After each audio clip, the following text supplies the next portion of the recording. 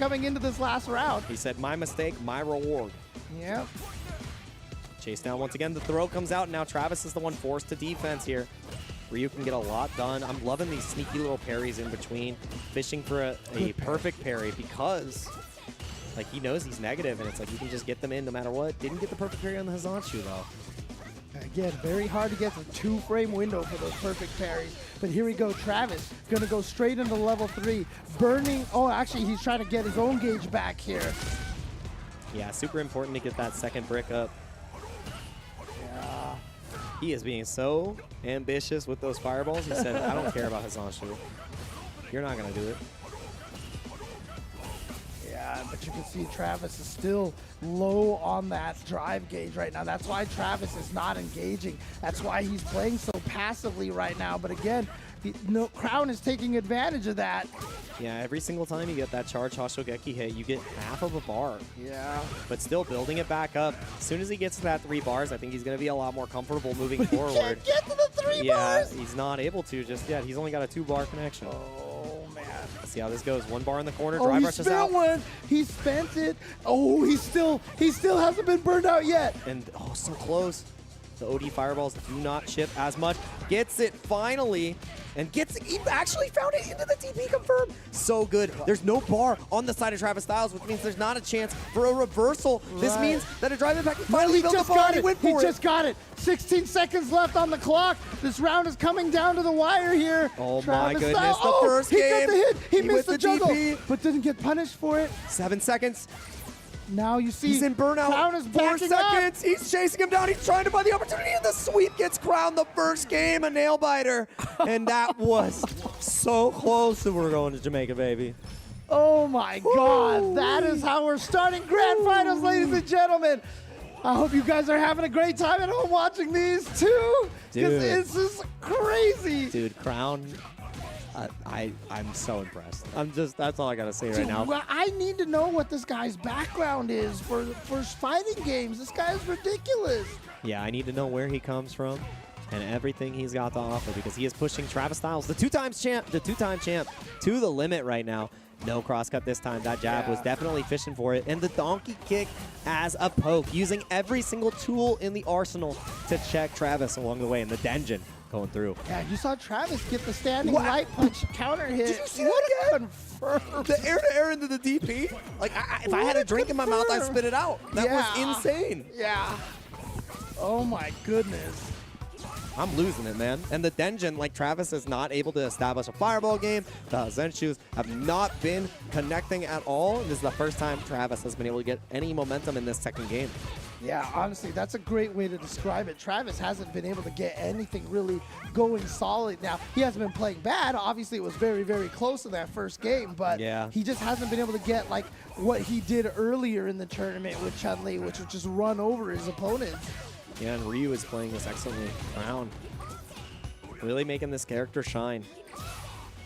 So good to see. I love seeing it. Oh, that was good. What a decision here. Should kill it easy for free. Yeah. Let's go into the EX legs there to finish it off. Travis now trying to tie this up 1-1. Playing it slow. Let's walk you right into the corner. That is what Crown is trying to do here. Ooh, nice. Yeah, wonderful little hit confirm. And again, we saw stand medium kick before as a wonderful anti-air, and Travis is starting to represent that a little bit more. Crown's jump-ins are getting dissuaded. But we saw what happened before. He kept on jumping. He did not care. Oh, the spaced out donkey kick right there. Yep. Ooh, yeah. This is big for Travis. He's going to spend the EX so he can get the juggle afterwards. Set up the shenanigans, and he caught Crown crouching. He's going to spend a lot of meter over here. He's going to build back some of that drive gate. This isn't going to quite kill. I don't know, man. She kicks real hard. But yeah, it isn't enough. Stuck in the corner, only 2 bricks. You're not allowed to drive impact either. Right.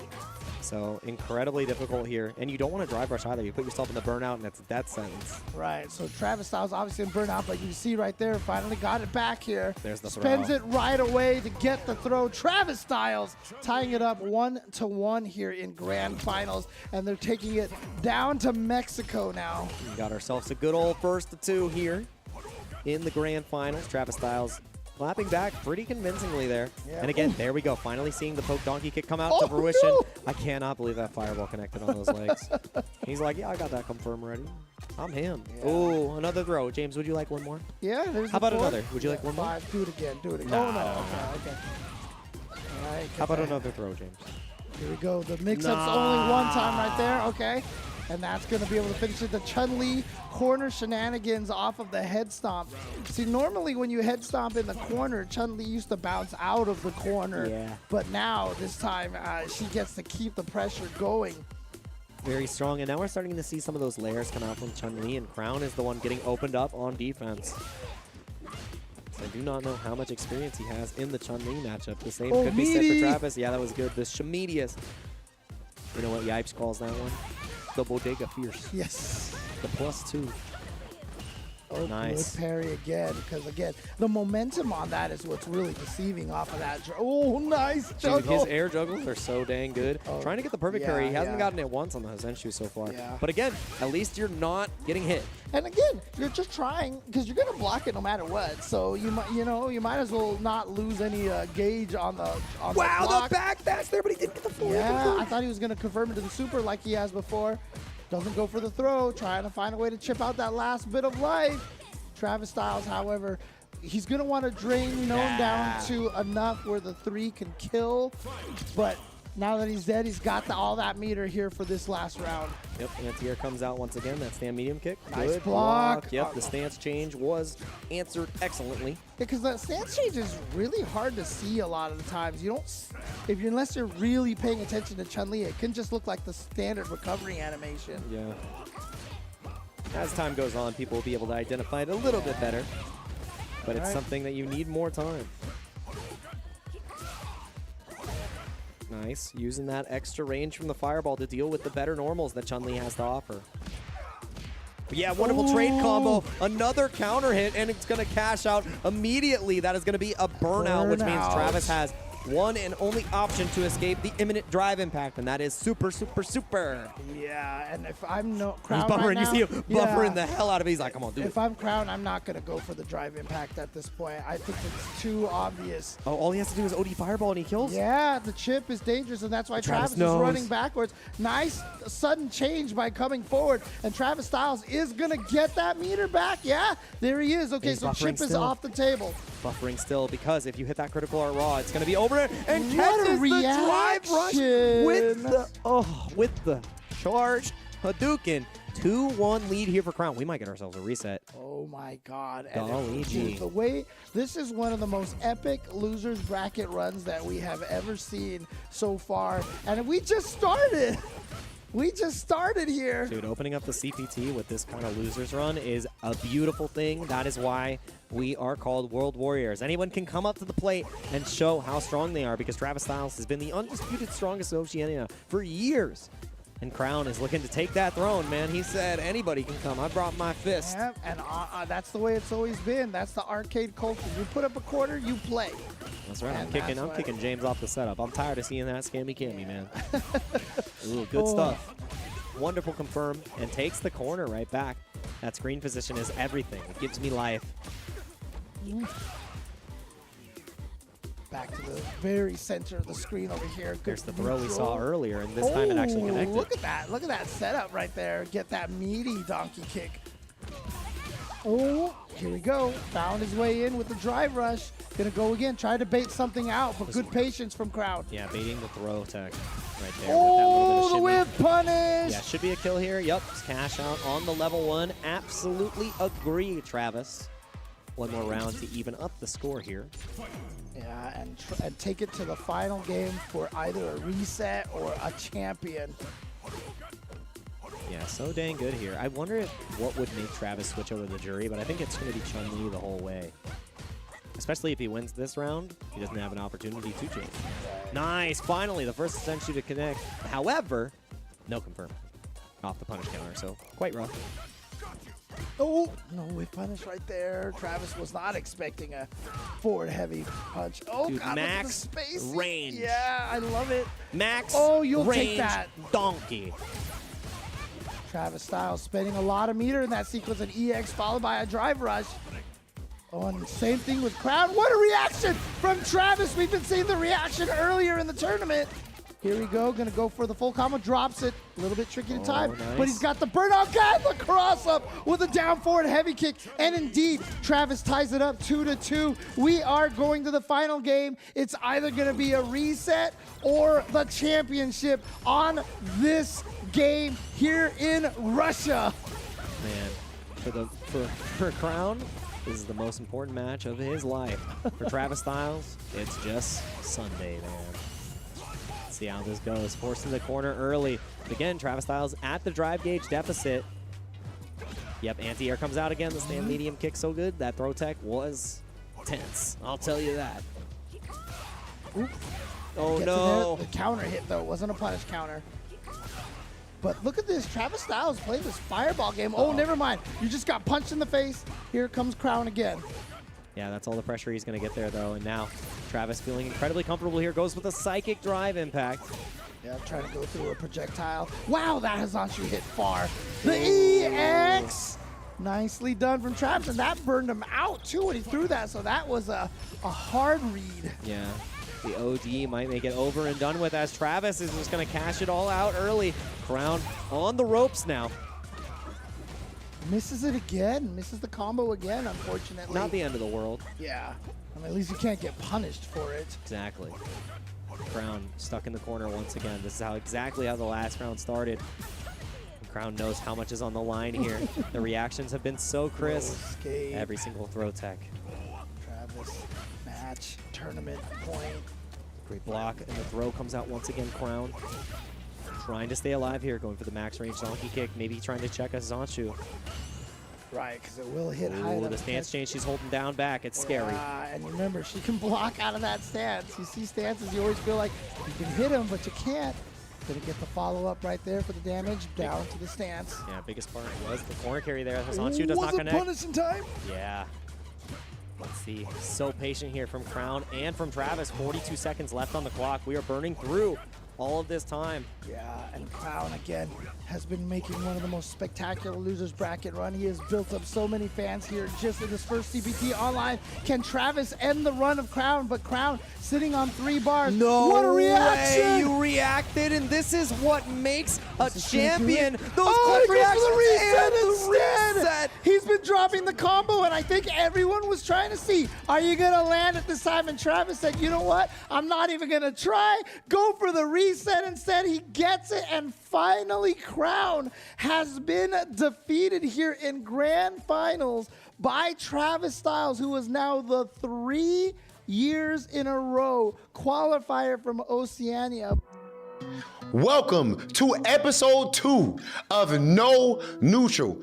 I am your host, Big Hollywood Rob TV, and I am joined here with my co-host, the one, the only, the famous, the JP player, unfortunately, Brian F. Let's go, Brian. What up? Listen, those are all positive things to me. You try to add that one, that little tone shift like there. Listen, I'm a JP player and proud. That character is too fun. But you know what? Listen, you better get used to him because not only did we have the largest gaming event of all time happen recently, it was dominated by JP players. Okay, so let's get used to it. That said, what we really want to talk about here today is, of course, do a little recap on the largest offline gaming tournament ever. I think that's an official stat. Listen, someone correct me if I'm wrong, but according to the record books, it's the biggest one. EVO 2023, over 7,000 competitors showed up to compete in Street Fighter 6, and we had to go through all of them in one weekend to crown one champion at the end of it all. And of course, it was the angriest of birds, Angry Bird, the EVO champion. And I gotta say, that top 6 was perfect. Perfect. Yes, it was. It had perfect. Absolutely everything, bro. I had to watch it in my brain through getting like text messages because I was flying over to Gamers 8 on Sunday. So I'm on the plane hearing about Menace come back from down 0-2 and he just did this, he just did that. So I'm damn near ready to cry just hearing how Menace is doing these crazy comebacks and whatnot. I'm hearing about how Punk is running through people and everything. Yeah, that was absolutely ridiculous, bro. EVO, outside of just top 6, we just gotta talk about it as a whole. FGC, we up, baby. You know what I'm saying? Like, of course, feels good. 7,000 people signed up for Street Fighter 6. Over 20,000 people, I think, in Evo attendees in general, I want to say. It was close to that number, yeah. Something around 20,000. Over 10,000 for sure. Over, I think I heard 11,000. Maybe it's closer to 20,000. I thought the venue, finals venue had like 12,000 people in it. Oh, listen, whatever it was big numbers. And I was in that finals venue for Street Fighter 6, and it was tough to find a seat. So, we've been filling out the Mandalay Bay Stadium for a while now. Like it was crowded, but this time it was packed. Like it was difficult to find seating in there in a good way. And the videos of the cell phones in the air, Brian, was crazy. Yeah, it chills down my spine. And at one point, after the show had concluded, Rick came on to say his piece. And he asked the crowd, he said, how many of you here are at your first Evo ever? And I am not kidding you. I think 80% of the crowd responded it's their first Evo. 80% of them, which was just mind-blowing to see just how many people are encouraged to come out, encouraged to attend. And I think Street Fighter 6 honestly played a huge part in that. I don't need to say honestly. It ain't no think, bro. Yeah, that's for sure. I don't need to speculate here. Yeah, it's a 1-to-1 correlation here. Street Fighter 6 was this huge draw for Evo. So many new players, so many new members of the FGC showing up to support the game. So it was just an amazing community event. But like that tournament, I still want to talk about the tournament itself. That top 6 had everything you could have wanted, because no matter which way it went, because all the people in that top 6, incredible competitors, any one of them could have won it on a good day. No matter which way it went, we had an amazing storyline, because we had, of course, Punk, trying to do it big for USA, trying to finally claim his big title. He was the most dominant player for a long time in Street Fighter 5, but never had that Evo or Capcom Cup win. Was coming off an undefeated streak through the largest bracket of all time. Not a game, bro. Not a game didn't dropped. lose a game. Maybe a round. I think he dropped a round. We had Mena RD in the loser side of things, who's coming off a hot streak of winning CEO in many other tournaments, barely losing a very close set to Kakadu. Kakadu winner side. Many people saying the best player in Japan, 10-0ing Daigo in sets, cooking everyone over there. And Mena's story is also the fact that he was trying to become the first Capcom Cup and Evo champion. Capcom Cup, which is crazy. Capcom Cup 2-time champion into Evo champion. So much momentum, even beyond just Street Fighter 6 itself. Tokido just being Tokido. So like, no matter who won, I feel like you had such a good story. So like, there was no chance of a lame duck match where like there's a clear favorite or it's boring that this guy wins. It was going to be exciting no matter which way you sliced it. But I think beyond that, the story we got of Mena's ridiculous losers run and Kakadu having like losing in the most ridiculous ways to Tokido's plot armor. And then Tokido is just, there's something out there, bro. Like it literally is plot armor. First of all, Kakadu should have won his final game. He had Tokido in Burnout, and a Burnout against JP is practically checkmate. And he had to make another like 80% comeback. And then in the final round, Kakadu is setting up the level 2. He's going for that final reset. And then somehow the reset doesn't work, which is a 1 in a million situation. And then Tokido says, oh, I'm alive. Screw it. Mash out super right there. And then somehow he steals the win from Kakadu again. So just like insane plot armor. And Kakadu, he was looking so strong, but just couldn't close out those games against Angry Bird and Tokido. And then that led to Tokido versus Mena. Ridiculous. The face-off they had, the stare down. No, that face-off was so fire. The Capcom I almost Cup swore just now. Oh my God. The Capcom Cup 2017 run back right there. They have their own legacy and rivalry with each other. And it was an amazing set. And then Punk going up 2-0 against Mena, then Mena winning 3 straight with Blanca. And then the grand finals reset, Mena switching between Blanca to Luke to Blanca. But the one constant through all this was Angry Bird, just showing another level of offensive dominance. He's different. Angry Bird, right now, of course, we breaking out Evo. It's a question like, man, is Angry Bird the best player in the world right now? And he really might be. His offense is insane. He's playing a different game, bro. Like he has figured it out. His offense make no sense. Of course, he's anti-air everything, but as soon as he hits you, because it's Ken, he snatches you right over to the corner. And then how about what else I think was so dope, Brian? His winning celebration. Oh, my man just gets down on first person from the Middle East to ever win Street Fighter Evo, and then he just goes down and prays right there on the stage. That was absolutely beautiful, man. I love that. You could feel the passion from the players. Like that's why I love this top 6. Like no matter who would have won, I think we're gonna have something incredibly emotional at the end of it, because you know, I by that point I love Angry Bird, but I gotta be honest, by that point I was just so enthralled in the Mena RD story leading up to this. Like that losers run was so incredible, so I'm so happy we at least had the reset to, like, you know, make Angry Bird bleed a little bit.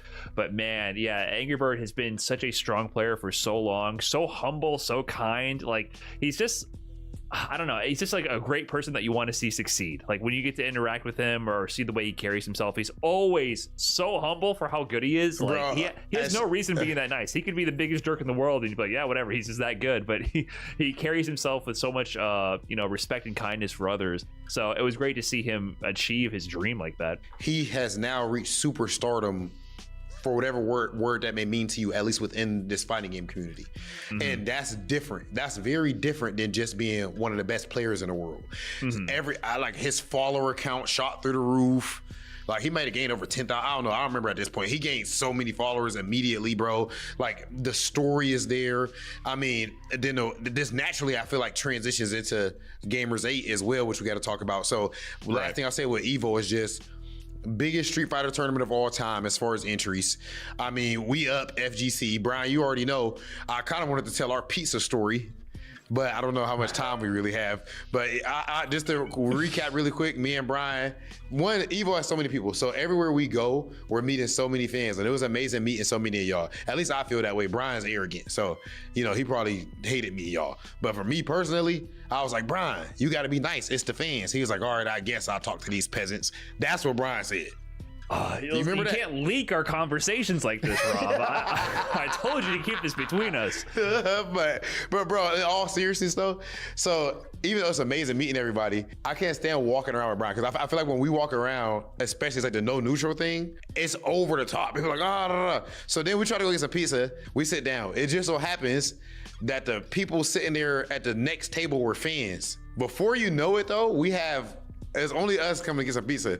We had a table of like 8 people just sitting there chilling. So I think it was Myers and all the homies. And yeah, so don't try to go anywhere with Brian F. That guy's too goddamn popular, and it's pretty annoying. It's like walking around with the Drake. I'm just trying to press buttons and talk about Street Fighter, so I don't know why you're lying on my name like this. I'm just keeping it a buck, bro. Evo was a good time. Yeah, I had to take a lot of photos after my losses. Yeah, it was tough. You know, I smiled through the pain. I guess, Rob, you don't have to know about that pain anymore. You gone full hosted and full interview mode over here. I still had to go out into the brackets, you know, buckle up and get to work and, you know, take those photos after the L. Take those. Oh, I hate that. Last year when I played at Evo, I love it though. I hate it, but that. I love it. You know, what can you do? So I respect. You know, I appreciate that people care what we do. At the end of the day, that's amazing to see. We're just two nerds talking about Street Fighter. So shout outs to all you guys, and thank you so much to everyone who came out to Evo to support. All right, so after Evo, we went straight into Gamers 8, bruh. So we went from the biggest Street Fighter tournament ever as far as entrance to the biggest prize pool in Street Fighter history by far. Like this was a legendary tournament. Capcom Cup. Then it's about to go up. Then it's gonna go up again. Right. So for right now until Capcom Cup, this is the biggest tournament that we've ever seen. First off, it's a $1 million tournament.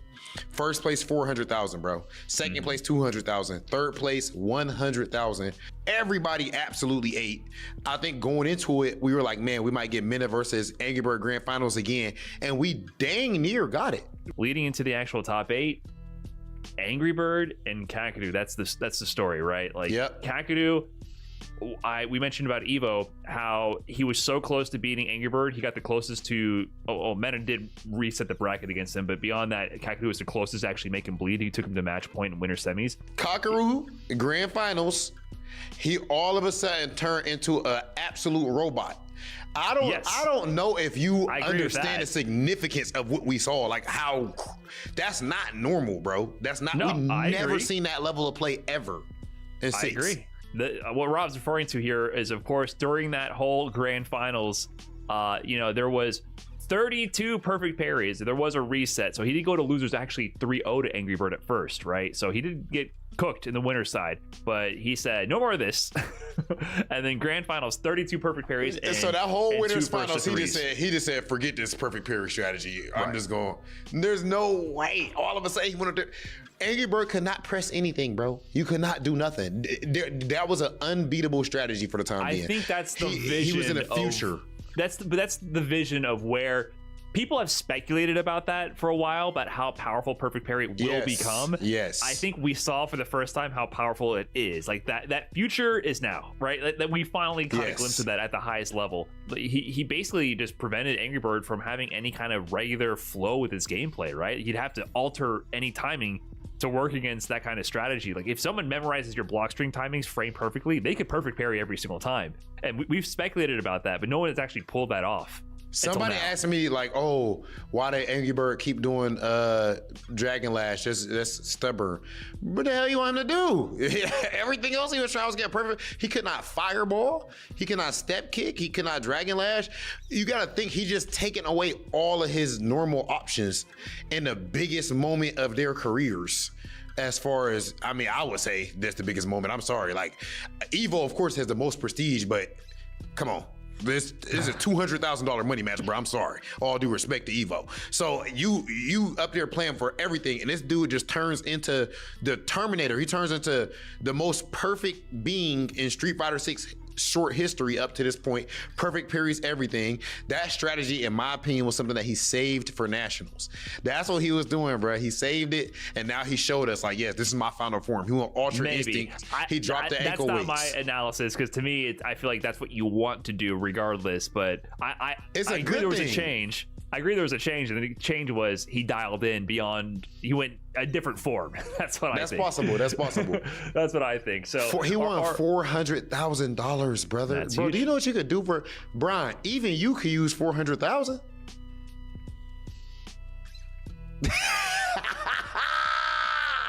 Listen, my finances are, that's personal information that Rob likes to publicly disclose at his leisure. But yes, I could use $400,000. Listen, I would have reacted a little bit more ecstatically than Kakadu, to be quite honest. Oh, I for think sure. He had that poker player reaction. The poker players win those $1 million prize pools, and they were just like, they had to suppress those emotions for so long. Kakadu was like, oh, all right. Oh, you would have been crying up there, bro. This is my trophy. Yes, it was very $400,000. Yes, it was a very gentle pop off. I think many people would have gone crazy that moment. Did you see what he said when I asked him what he'll buy with the money? New buttons for his stick. Yeah, he said he'll buy new buttons for his fight stick. Hey, that's called reinvesting in yourself, because there's more prize pools to win. Capcom Cup is around the corner, which he still hasn't qualified for. And Brian, speaking of Capcom Cup, we are about to see who is going to take that giant leap for their career and, of course, for their community to qualify out of Central America West. Let's go ahead and get into top 16.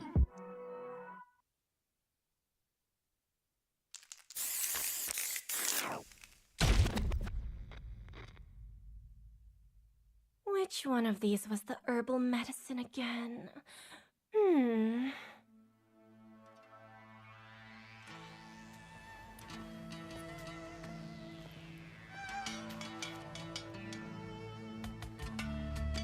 Oh yeah, this one.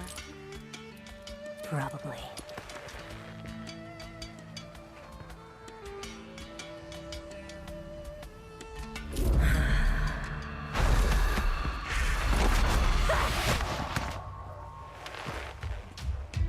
Now, here comes the airplane. Say ah. No!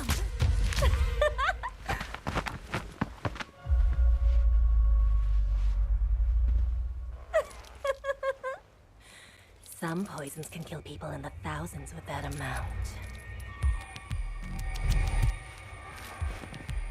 Like botulinum toxin, it inhibits acetylcholine release, causing loss of muscle tone, lethargy, dizziness, visual impairment.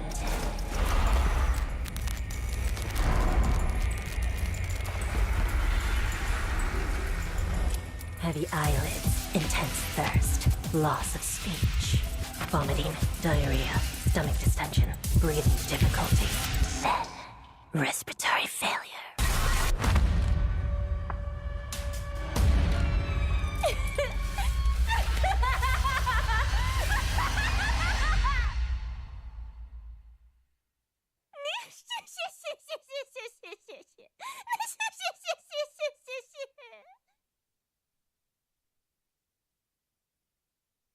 He was obsessed, you see, with finding an appropriate vessel for this power. Fight with all your heart! We are supporting Capcom Cup 10 with a total prize pool of over $2 million. It's showtime, baby! Guano takes it over Idol! All right, you ready? You don't want to miss it! Let him go! Look at the damage! Look at that damage! Now's not the time for jokes. Your two-time Capcom Cup champion! It's Mena RD!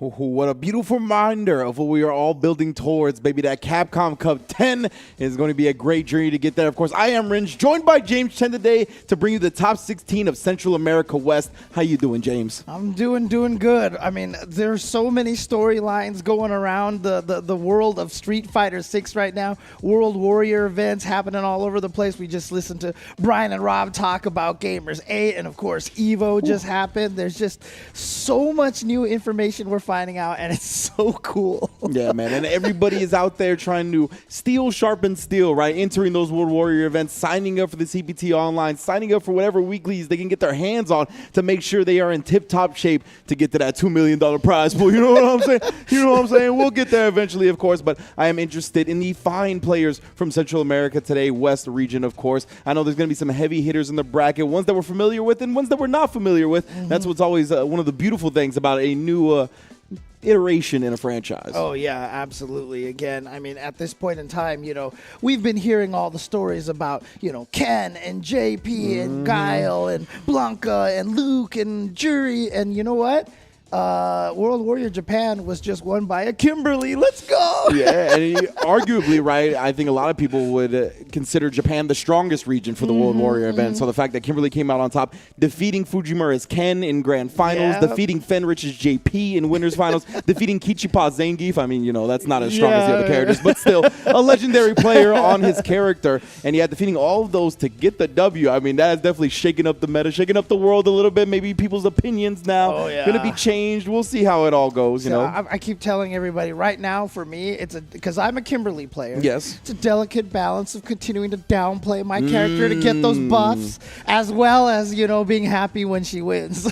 As a Ken player, I'm just over here rooting for all the Ken players to lose. I'm like Angry Bird. Well, I know it cost you some money, but not going back to back. We might be all right when the patch hits. You know what I'm saying? But Middle East, of course. Speaking of the Birds, won by Big Bird. Their World Warrior event just kicked off yesterday as well, and World Warrior for the East Coast kicked off yesterday as well with Mena RD resetting Punk in grand finals. El Clasico of Street Fighter in NA going down once again. A big shout out to Samij, Spaceboy, Knuckle and Coach Steve also making the top 8. But yeah, man, it is great times all around the world for Street Fighter 6 right now. Yeah, I mean, honestly, Punk versus Mena RD, that is a true rivalry right there because they keep beating each other. Punk beat Mena at Gamers 8, right? Especially with the Cammy versus Blanca matchup, which is not an easy matchup. And even more what was impressive to me was that Punk didn't really feel like he switched his strategy much. Even in his post-game interview, he was like, no, I just finally figured out what he was going to do on defense, right? Like the reads were finally on point. Yeah. Like he didn't really switch his strategy, you know, or his MO much. So definitely that was a big W. Of course, Mena already getting the run back. We'll see when they face off at a big stage very soon. But yes, today is Central America West, and I want to check out that top 16 bracket when we get a chance to. Here we are. We got Sol VNG versus Kusanagi at the top. Again, two players we're very familiar with coming out of this region. I'm looking forward to that to start our sets today. Roger in the FGC versus Alexis Pinto. Roger, I heard, is playing Rashid as well, so that's going to be fun to watch. Okay. Grand Totokai, who made top 24 at EVO on the JP, going up against Ragama. And Amigo Pool, who sent MJ Gama, if you're familiar with this region, you know who Gama is, to losers with the DJ, going up against Valerio, who qualified for Capcom Cup last year on the Ken. Yeah, and you mentioned Gama. So if we take a look at the loser side of the bracket over here, you're going to see Gama sitting down there at the bottom going up against Maki. But before that, Pitufav, 1978. I'm assuming, I hope that's the year that he was born. So, but veteran of the game. Yeah, Rare Bear going up against Rare Bear, and of course, I should just call him Oblivion, and Destroy God. Yeah, what a matchup that's going to be. Oblivion and Destroy God. Look, it's doom and gloom no matter. We're at the end of the world. We're either at Oblivion or we're destroying all gods here. The violence. And then we're going to have Johnny going up against Axel. And then, as I mentioned, MJ Gama going up against Maki at the end of that. And, yeah, I'm really curious to see how this is going to play out, see what kind of interesting characters we might have come into the mix. Or, it could be another situation with a lot of Kens and JPs at this point, right? I can't tell you that there's Kens and JPs in the winner's bracket side of things. That is for sure. So we'll see what the loser side has in store for us. You know what I mean? I'm definitely hopefully we get some variety of characters. Like we mentioned, we do have a Rashid as well. And I know Sol VNG, from what I've seen recently, is actually playing Modern Ryu. Modern Ryu. Okay. So yeah, him and Kusanagi faced in a tournament not too long ago, and that's what he used against Kusanagi was the Modern Ryu. Yeah, and don't forget Oceania last week ended with a Ryu in second place. So a lot of people might be sleeping on Ryu right now. For sure. I don't think anybody is sleeping on the prizing here. That's for damn sure, James. Yeah. Everybody is wide awake to that one. Of course, for this event prizing, we got the first place, $2,500, second, $1,200, third, $8, and fourth, $500. You got to get in the upper echelon results to get paid out hefty, and that's exactly what these players are looking to do, especially in that winner's bracket side of things. But we got more than just that. Everybody's working towards that season prizing, over $2 million for that Capcom Pro Tour 2023, with first place getting a whole $1 million. When's the commentator tournament for $1 million? No, we gotta pull some strings in the back. We'll see one of these days. But yes, indeed, I can't wait to see these players. I mean, give it their all, right? They have to be more motivated than ever with this prizing on the line to bring their skills to the top level. So I'm excited to see it. Yeah, for sure. And I'm sure everybody wants to see us get underway. Like you said, our first matchup is going to be a good one here between some of the players that we've seen many times in the Central America match. And that, of course, is Sol. Wow, he's actually hiding himself. Dude, okay, there we go. He is just a silhouette right now. Is it like Sol VNG or Sol VNG? Sol VNG. I'm not really sure. I think Sol VNG is fine. Okay. I'm using way too many syllables for it, but it's either way. And Kusanagi on the other end in the building. Yeah, he's one of Mexico's strongest, has been for quite some time. We saw him throughout the course of Street Fighter V's lifespan. No surprise, he's already in winner's bracket in Street Fighter 6 as well. And we see the modern Luke as well. I know he played Luke at the beginning of this game's launch, so I wonder if he's been rocking that in addition to the modern Ryu as well. I mean, honestly, modern is something that we need to really explore more of.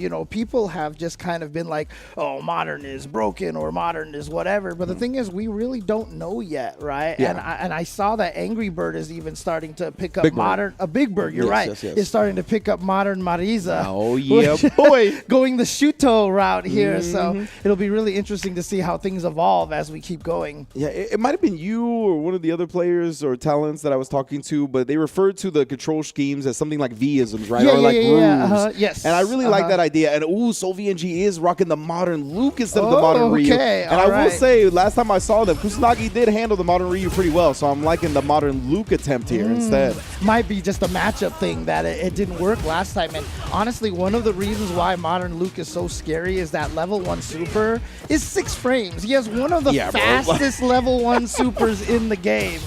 So 100%. Like, you got to be even careful doing Jinrai pressure as Ken, right? Because I believe the light one is -7. So even if that comes out, you could just press the level 1 in between. Ooh. Nice, perfect parry, though, from Kusanagi. Get that corner carry going. You know how Ken gets down with the jab for the meaty.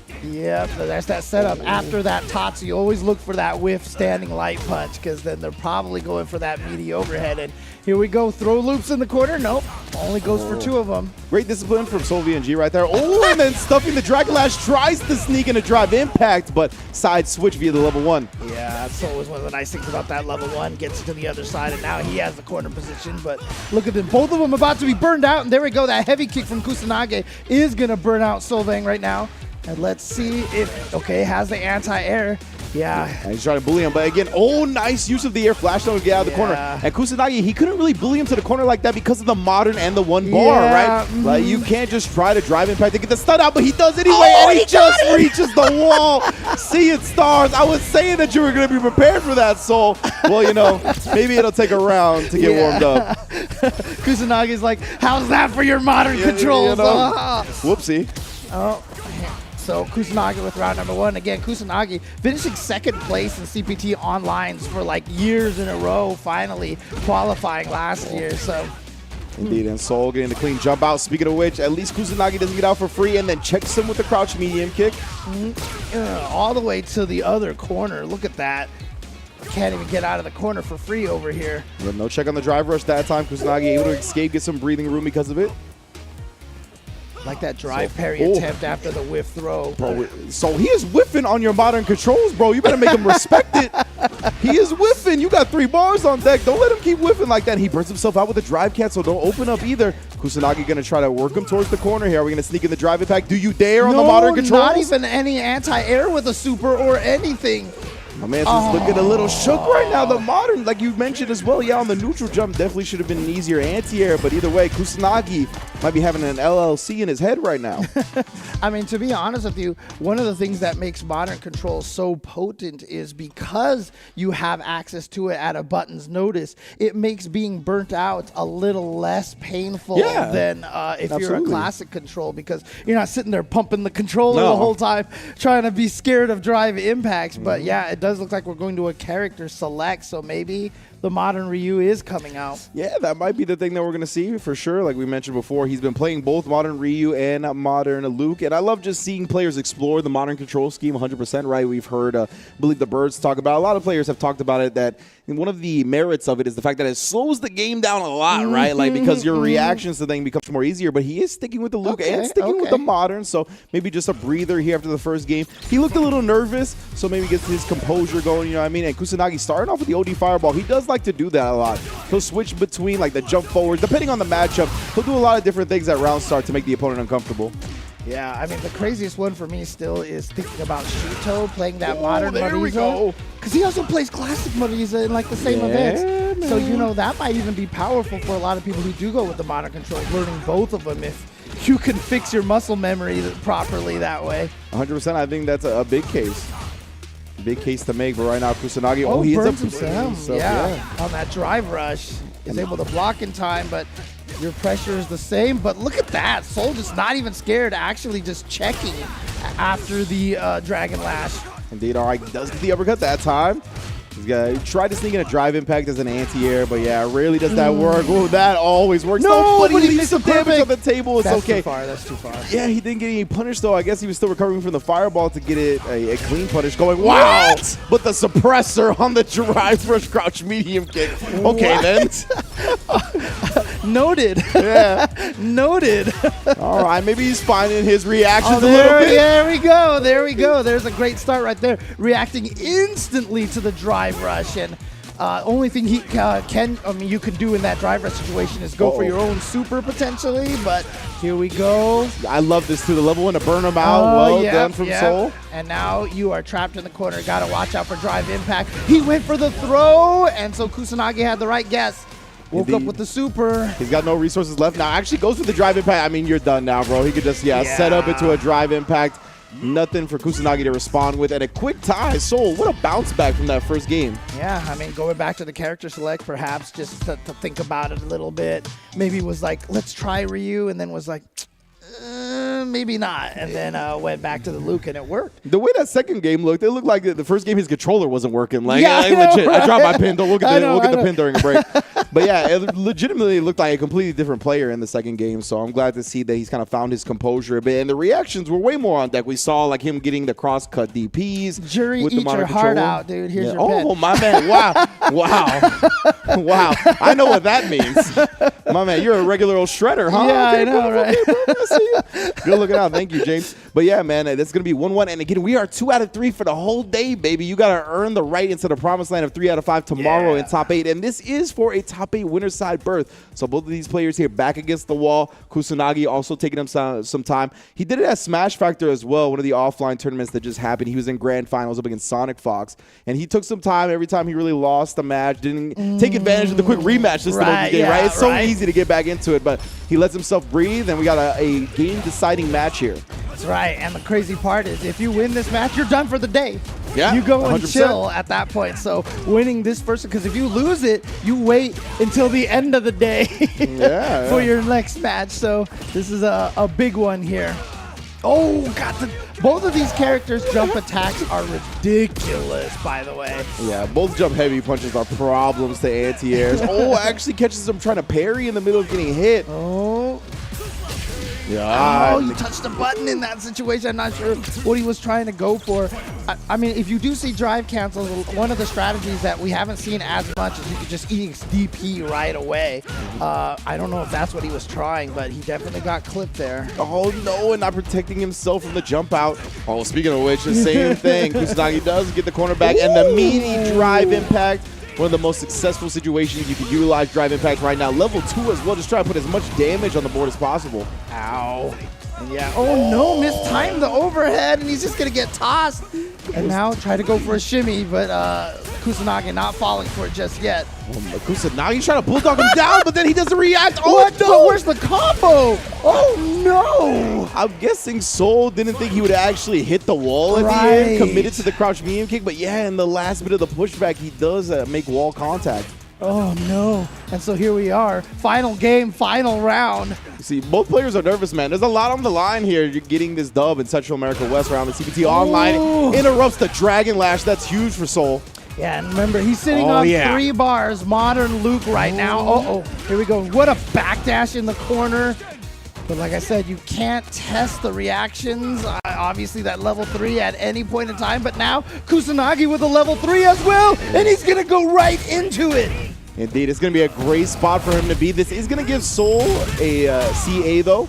So you got to be careful to not get hit by that yourself. Kusanagi's so healthy on the drive here, though. What's he going to use it with? There's one drive cancel. Does he use it again? And then the crouch medium kick comes out. Is he going to combo into the CA here? Does so. Okay, there we go. He's going to take 2 full drive bars away from Kusanagi now. He's going to be broke, but not quite burnt out. This is still anybody's game. Oh, man. Yeah, the dangerous part, obviously, is the burnout here, but got to be careful of the jump over the fireball here, because you know you're trying to chip him with the fireball. Oh, my God, he caught him with the cross-up, and he's going to confirm, get the win. Kusanagi is going to advance into the top 8 of Central America West. He is done for the day. He is ready to try to qualify tomorrow for the chance to win that $1 million. Oh, man, Kusanagi just barely, bro, by the skin on his teeth, my man ended up getting the jump in and getting the dub right here. Yeah, you can see utilizing the drive impact nice and early. Kusanagi loves his immediate drive impacts in the corner. Definitely test to see if the opponent is ready for them on the wake up. Today, Sol was not, and he took full advantage of it. So great bounce back in game 2, though. We saw him really put the modern control scheme to use. The supers were coming out as reactions. All the DPs were there. Made it a much more competitive match. Yeah, but at the end, you could see the nerves were there. Because, Yeah, I mean, for right sure. at the very end when Kusanagi jumped at him, and like you said, the modern controls, you feel like the DP should be easy to do. You can even do it from, you know, almost from down back, like in one frame, like almost like a flash kick speed timing, you know. But it just didn't work out for him. And then, yeah, sometimes those pokes, man, they feel like they stick out there forever, and you get punish countered by the cross-up. Kusanagi advances, and Sol VNG will be going to the loser side. Yes, our modern scheme representer Hopefully he can bounce back in a similar fashion to the way he did after game 1. But Kusanagi sitting pretty in that promised land of 3 out of 5. He'll be joining us again tomorrow. Next up on our plates, of course, Roger FGC, who should be playing Rashid, according to the intel, going up against Alexis Pinto, yet another Ken in the building. Dang, okay. So, yeah, I would love to see that Rashid. Rashid, obviously, a brand new character. We haven't quite fleshed him out yet. But again, honestly, with today's day and age, with the YouTubes and the streaming and the training modes is probably one of the biggest thing too, because we have all the information we need. Shout outs to that frame meter. I love that frame meter so much. It gives me so much information so fast when I'm labbing a character. But Rashid, obviously a character, some people were like, is he going to shake up Evo? Is he gonna? And didn't really do as much because I think a lot of people weren't confident with the character Absolutely, yeah. There just wasn't enough time between the release of the character and Evo for, I think, players to really get comfortable with the character. But I do want to hear from our Rashid player. We have a quote from Roger, so let's check it out before heading into the match here. Rashido! Easy, nice and simple. He knows where his bread is buttered. Rashido, let's go. Yeah, I mean, obviously Rashid's theme song didn't bring back the Rashid singing, the Rashido singing, but you know what? It's in our hearts, in the hearts of every Rashid player that is out there. No one will ever forget the Rashid theme. I feel like that's just in the heart of the Street Fighter V player. Like, if you played Street Fighter V, you know Rashido whether you like it or not. So whether it elicits good feelings or bad feelings. If you had the Premier Fighter Pass, you got the Rashid theme, and now in the music player in training mode, you can just sit there and listen to the Rashid theme the entire time in training mode. So, man, but I was talking to a few of the top players at Gamers 8 off camera and whatnot, and a few of them were like, bro, I don't care what nobody tells me, Rashid's broken. Like, they straight up, you know what I mean? They're like, I hear this downplaying early. Oh, he might not be that good. They're like, nah, son. Like, once this character gets figured out, he's gonna be a true problem. So you can just say you can name Logan, dude. Nah, it wasn't even Logan. It was Logan. But it was a red coat. It was a Brit. That's all I'll give you. That's all I'll give you. Got it. I see. So the Brits believe in this Rashid. Perhaps. You know what? So does Roger, because if he is bringing him here, there it is. The Rashid with Alexis Pinto actually with a Dulcin. I thought it was gonna be the Ken. I mean, here's another character that he's one of the hardest ones to gain that strength with, Dulcin. But I think he's going to be a character that will continue to go stronger with or without balance patches coming in here. I mean, did you see the recent tech of the drive rush punish counter heavy kick into teleport being +4? No, I have not seen this. Nonsense. This Dulcin tech that will continue to develop throughout the whole game's lifespan. Dude, you can, if you drive rush punish counter like trade fireballs, you can teleport and combo off of a roundhouse from a screen away. Sounds about right. That sounds about right. Yeah, Dulcin's one of those characters to me that, like, defense-wise too, you just need to be very familiar with the different strategies and schemes that players take on the various characters, right? So because of that, being successful with them takes a little bit more time than a lot of other characters. Yeah, well, unfortunately for Dulcin, he still has one of his classic weaknesses, is that his defense is really problematic here. So Rashid, of course, being less of a neutral character, more of a rush down Oki character, does not spell a good time for Dulcin. Exactly right. If he can get Dulcin knocked down to the corner, we'll get the Arabian Cyclone out. We'll get the plus frames all day, every day. The drive impact. Indeed, caught him going to the Yoga Stasis. Just takes a little flip out there for the reset in the corner.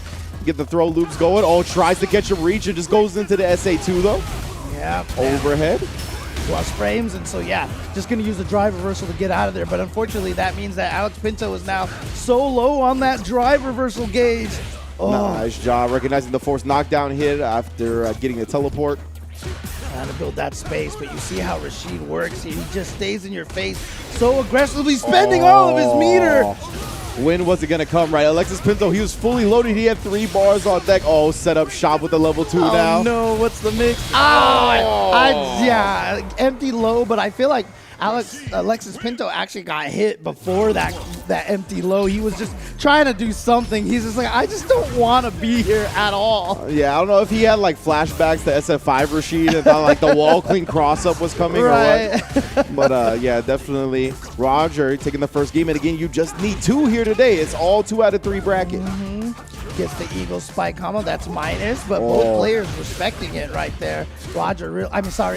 Pinto trying to set up a shimmy, but is going to get counter DI here. Oh, man, Roger looking like he's about to run away with this one. I like the little combo setup using the OD Whirlwind. Tried to go for his own shimmy right there. No air teleport, catching Alexis Pinto a little off guard, but then the confirm, and you know what? He knew that the head roll caused the forced knockdown when he gets hit out of the air. Anything that changes your jump arc or momentum makes it so that moves will cause that forced knockdown. Yeah, great recognition on that so far from Roger. Look at that, just holding that. Wow, okay, he's got a really good parry stance too. Yeah. Blancas is my favorite, but that one's up there now. Oh, man. Man was straight dancing on him right there. It was amazing. Look at it, look at it. Wow, man, what a reaction! And then the Rashid kick on the other side. I just hear Punk screaming it in my head every time I see that super. Rashid kick? Yeah. Oh, man. All right, trying to play the zoning game now. Oh, he tried to get out of there, but caught. Good block on the mix-up, but then still getting tossed. And this, I mean, honestly, we're gonna do that. Oh, he just ran at him. Are we gonna send it? Oh no! It might have tried that at the end. He was just too far back, and actually, that's gonna give Roger the space to take a round. So Alexis Pinto to take a round, and so now he's trying to tie things up, and there's a big punish right there. Trying to stem the bleeding a little bit, right? Alexis Pinto trying to fight his way back into the set here. Roger doing a good job of the matchup so far. Again, recognizing the forced knockdown here pretty much every time. But we wake up with the level 3. No. Oh, he just flipped over it. Oh, man, indeed. Even some damage on the table, perhaps. But either way, Roger going to take him wall to wall. Instead, he goes over to the other side. It is tough to maintain this chaos. Oh, my God. Where's the gap? Where's the opening? How do I get out of here? Right, and now he has a level 2 again. Sends the whirlwind this time, and then gets the enhanced special afterwards. Okay, I like that drive reversal, but he's almost burnt out. And what a conversion. Gets the whole thing, but now gets tossed. So Alexis Pinto, this is it. This is the last stand right here. And this is just to tie it up at 1-1 if he can take this. Exactly. So much stamina is going to be drained from Alexis Pinto either way here with a W or an L. No! Oh, got caught committing to the Yoga Flame. Perfect time to drive impact on in. Roger FGC to the top 8. Nicely done. Roger now gonna move forward with that Rashid. So, you know, you mentioned that there are a lot of, you know, Kens and JPs here in this top 8, but perhaps Roger can come in here and throw a monkey wrench into this whole entire thing. Like I said, Oceania, we had a Ryu in second place, and then we had Kimberly win a World Warrior just recently. So, like, we are finding out we're seeing a lot of cool upsets here. Absolutely. And Roger, I really like that drive impact at the end right there. One of the best times to drive impact in this game is when you can get a sense of your opponent going for a 2-piece. And what I mean by that is a normal canceled directly into a special, right? The All-Sim, obviously, you can see right there, got caught during the Yoga Flame. But there's a lot of situations like that. DJs like to do the jabs into the soul bots when they're far away.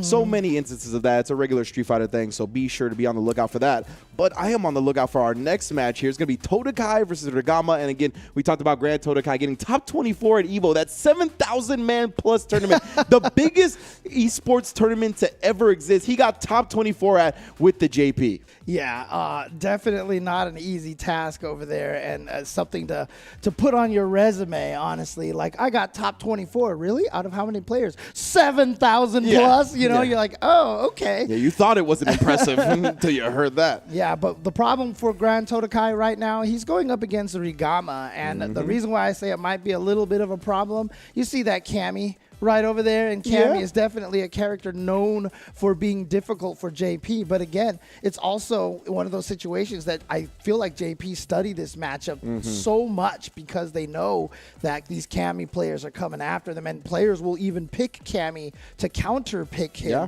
And so they definitely know the match. We've seen Kakeru do some damage against Cammy players in the past as well, just being like, no, I don't care if this is a bad matchup. Yeah, 100%. I think the JPs have adjusted well already to some of these problematic matchups because they take advantage of, like, okay, there's the bullet hell aspect of JP where you can put a lot of projectiles, but his normals are out of this world. And I want to get some more insight from Totokai. He's got a quote. Let's see what he said before this set gets started. I don't know Ragama, so this is going to be new match for me. New faces, new things to learn. That's all I can say. And it's a brand new game, right, baby? Street Fighter 6 in the building. If you're not familiar, you're going to get familiar real fast. Dude, that's like the most wholesome quote right here. There's a new face. We're going to find out. This is exciting.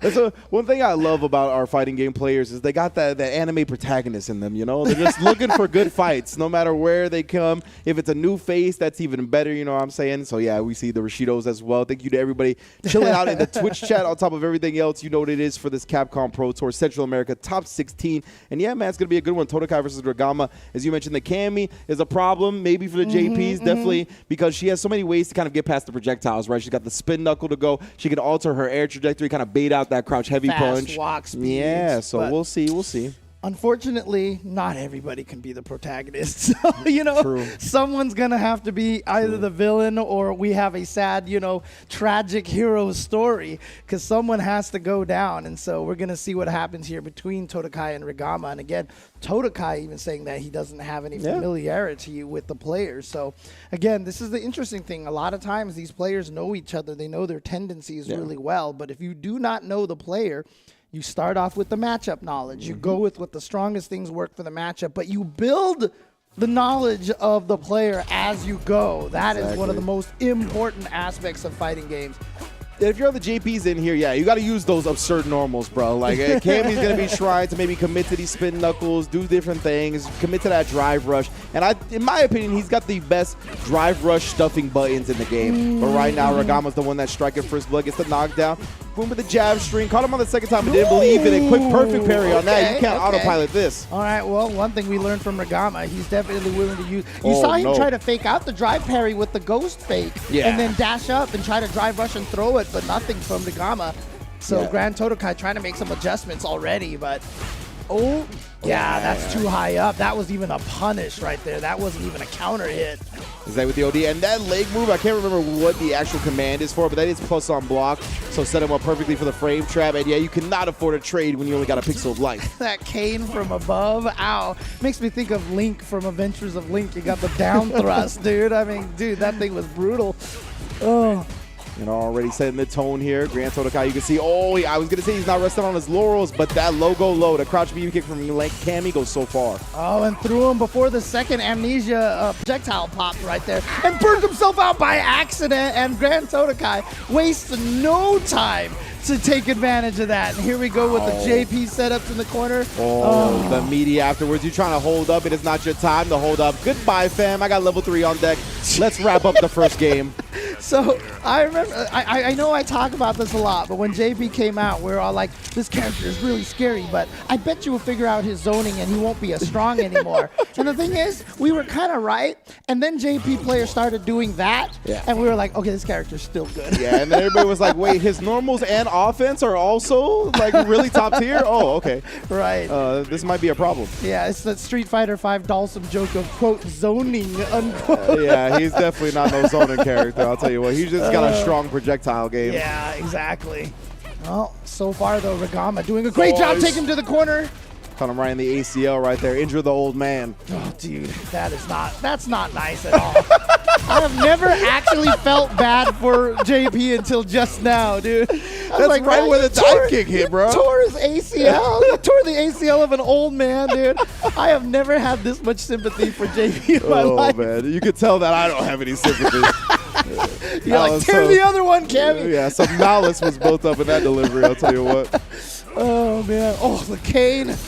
Kane, which also has just a natural knockdown on the aerial hit too. Bro, I don't even want to talk about like some of these Kane normals giving him like a follow-up on regular anti-air hit. I'm like, what? No force knockdown, no counter hit, and he gets the combo off? That's wild. That's what allows him to do some of those crazy things in the corner, man. Look at that again. That is so wild to me. Great jump back right there. We've seen Big Bird show off that tech as well, right? On these teleports from JP, you can often hit a jump back button to stuff it. Okay. Now Ragama trying to get back in over here, but yeah, the cane is so scary. Speaking of which, the crouch medium punch, I believe.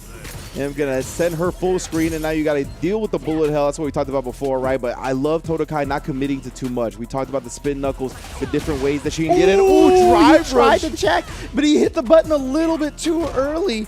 Remember, I mean, Cammy's drive rush is actually a little bit slower than other characters. It needs to build a little momentum, so I wonder if that was what caused Grand Totokai to miss that timing. Okay, Ragama's got a good chance here. He's already up one round. He just needs to close this one out. He doesn't have a lot of life now, so you can't really risk the drive impact. Quick drive reversal, level 3. You can't be throwing out projectiles full screen against Cammy at all.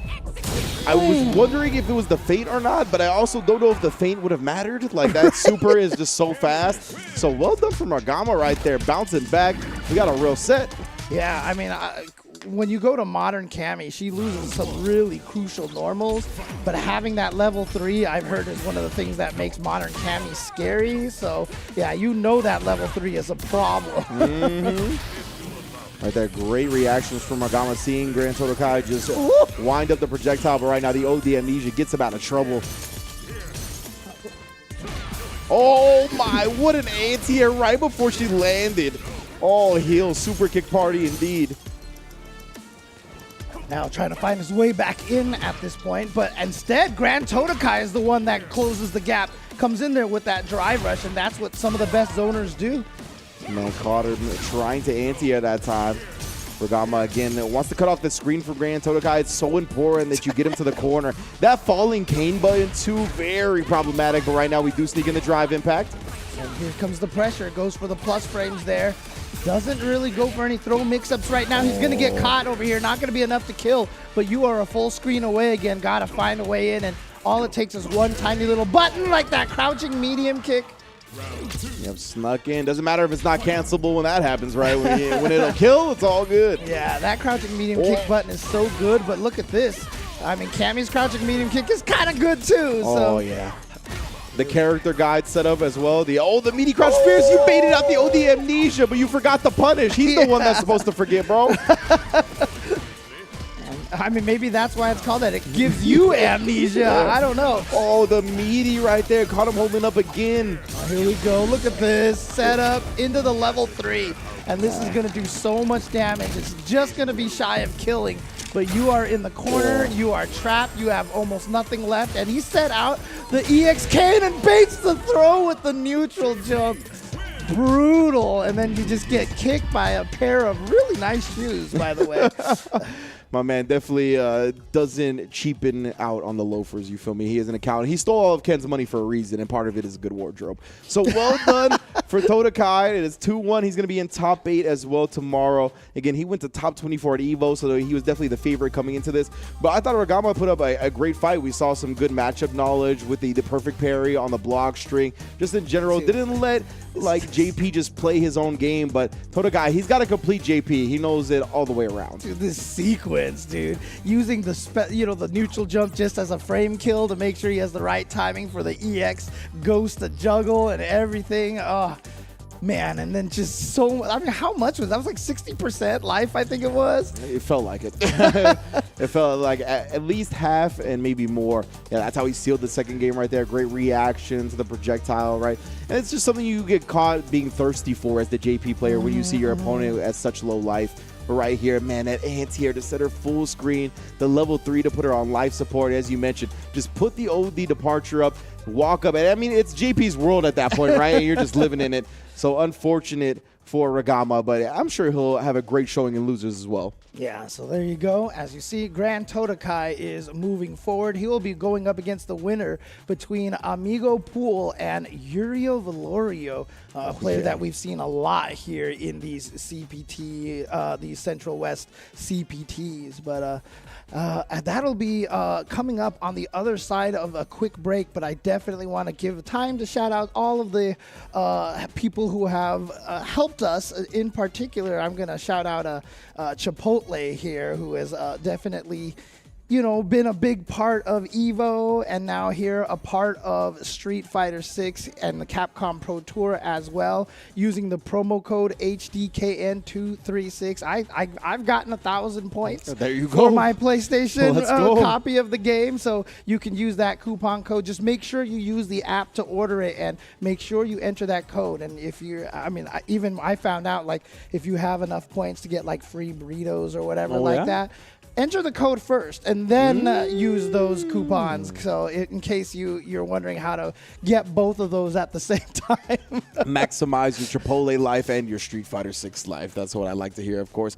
And of course, if you're trying to maximize your Street Fighter 6 life, well, you got to be part of the Capcom Pro Tour, baby. You know it's currently underway. All regional CPTs are open, but you need to get to this one first. US, Canada, West, because registration is closing this Monday, the 21st at 12 p.m. noon, because that is coming up soon to decide our qualifier from the region, one of the strongest regions in the world. Can't wait to see US and Canada's West finest duke it out to qualify for Capcom Cup. But like I said before, all the regionals are open, including the Singapore and France offline events are also open for sign up right now. You can see October 20th through the 22nd in Singapore, and then in November 3rd through the 5th for the premiere in France. On top of everything else, registration open on all sides. Dang, I mean, we are just going through these things, and it's going to be a good time. We have so many of those CPT events coming up, as you can see here. August 26th, as we mentioned, US, Canada, West. September 2nd, South America West. And then September 9th is going to be Asia East. So these are the ones coming up. So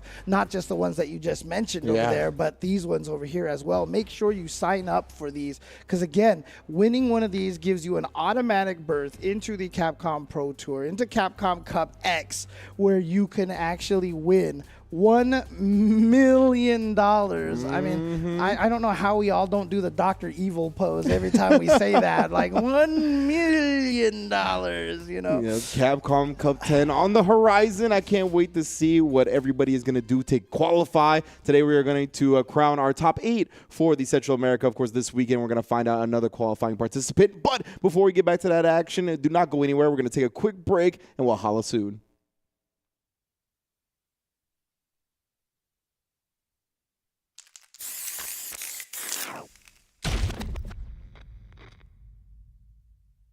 Which one of these was the herbal medicine again?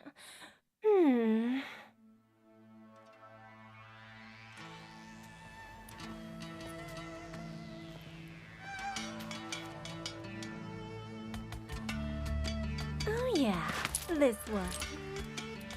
Probably.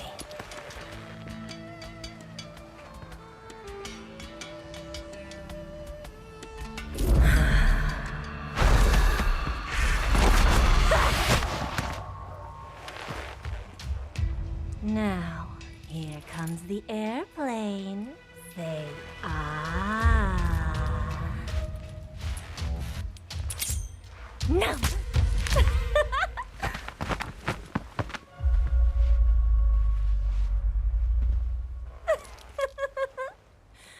Some poisons can kill people in the thousands with that amount. Like botulinum toxin, it inhibits acetylcholine release, causing loss of muscle tone, lethargy, dizziness, visual impairment.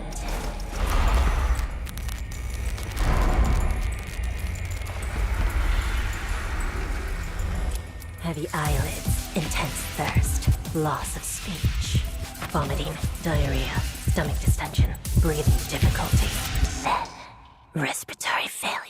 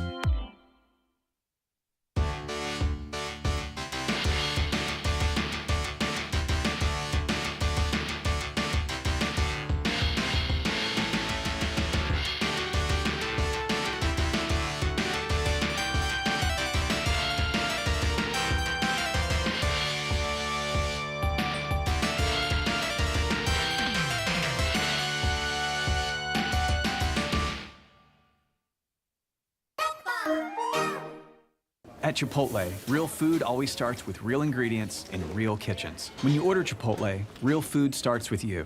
Whether it's in restaurant, pickup, or delivery. However you Chipotle is the easiest way to Chipotle.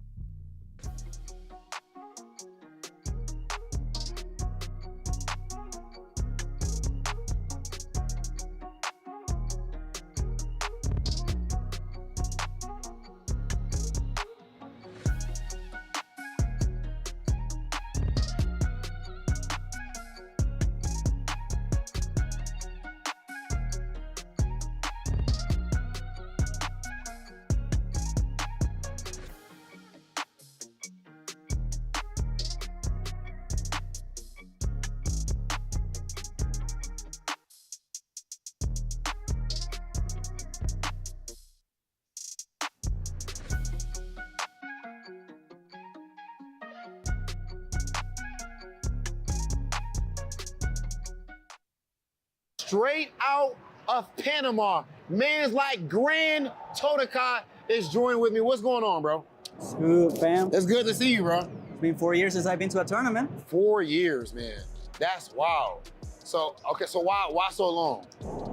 Pandemic hit. I wanted to come to more tournaments. Then I got a lung infection. I was turning into my life. I had to be on the ICU for quite a while. And then I just had to like take a break from everything.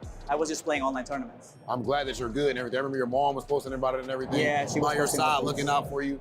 You know, so of course I'm happy that you're good. Now I don't know if your opponents are as good right now when it comes to what's going on in game. We've seen how nasty you were back in Street Fighter V, and now I also want to make sure I ask you about as far as region. So you know, of course you are from Panama, and you know your CPT is CPT Central America West. So what can you just tell me about your region in general? Like, you know, the type of players or, you know, anything. I feel the type of players that we have in Panama right now are up and coming. They just need like more training, more information, getting used to like more high level play. The same can be said about many other regions in Central America, other countries, Honduras, Guatemala, Costa Rica. Costa Rica especially has like a really good player named Andy Enigma, who has not traveled to the US yet because of visa issues, but he's my sparring partner. He's like really good at the game right now.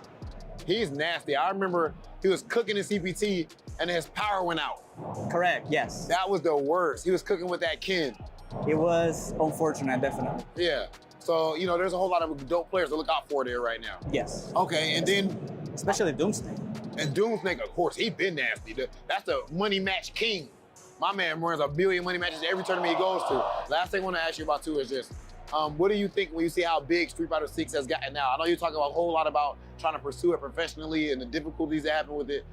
Seeing how much bigger it's getting, more money and stuff like that, how does that make you feel? What do you think about it? I feel that definitely more brands are jumping in because other pro players from other games are jumping in. Like, I feel that Street Fighter 6 is like possibly one of the best things that can happen to the FGC right now as a player, as a competitor, as a marketing in business. I feel that Street Fighter 6 really is building opportunities for everybody. It's just that every region kind of not just put the grind on a skill level, also like becoming a figure, market yourself around the place. Yeah.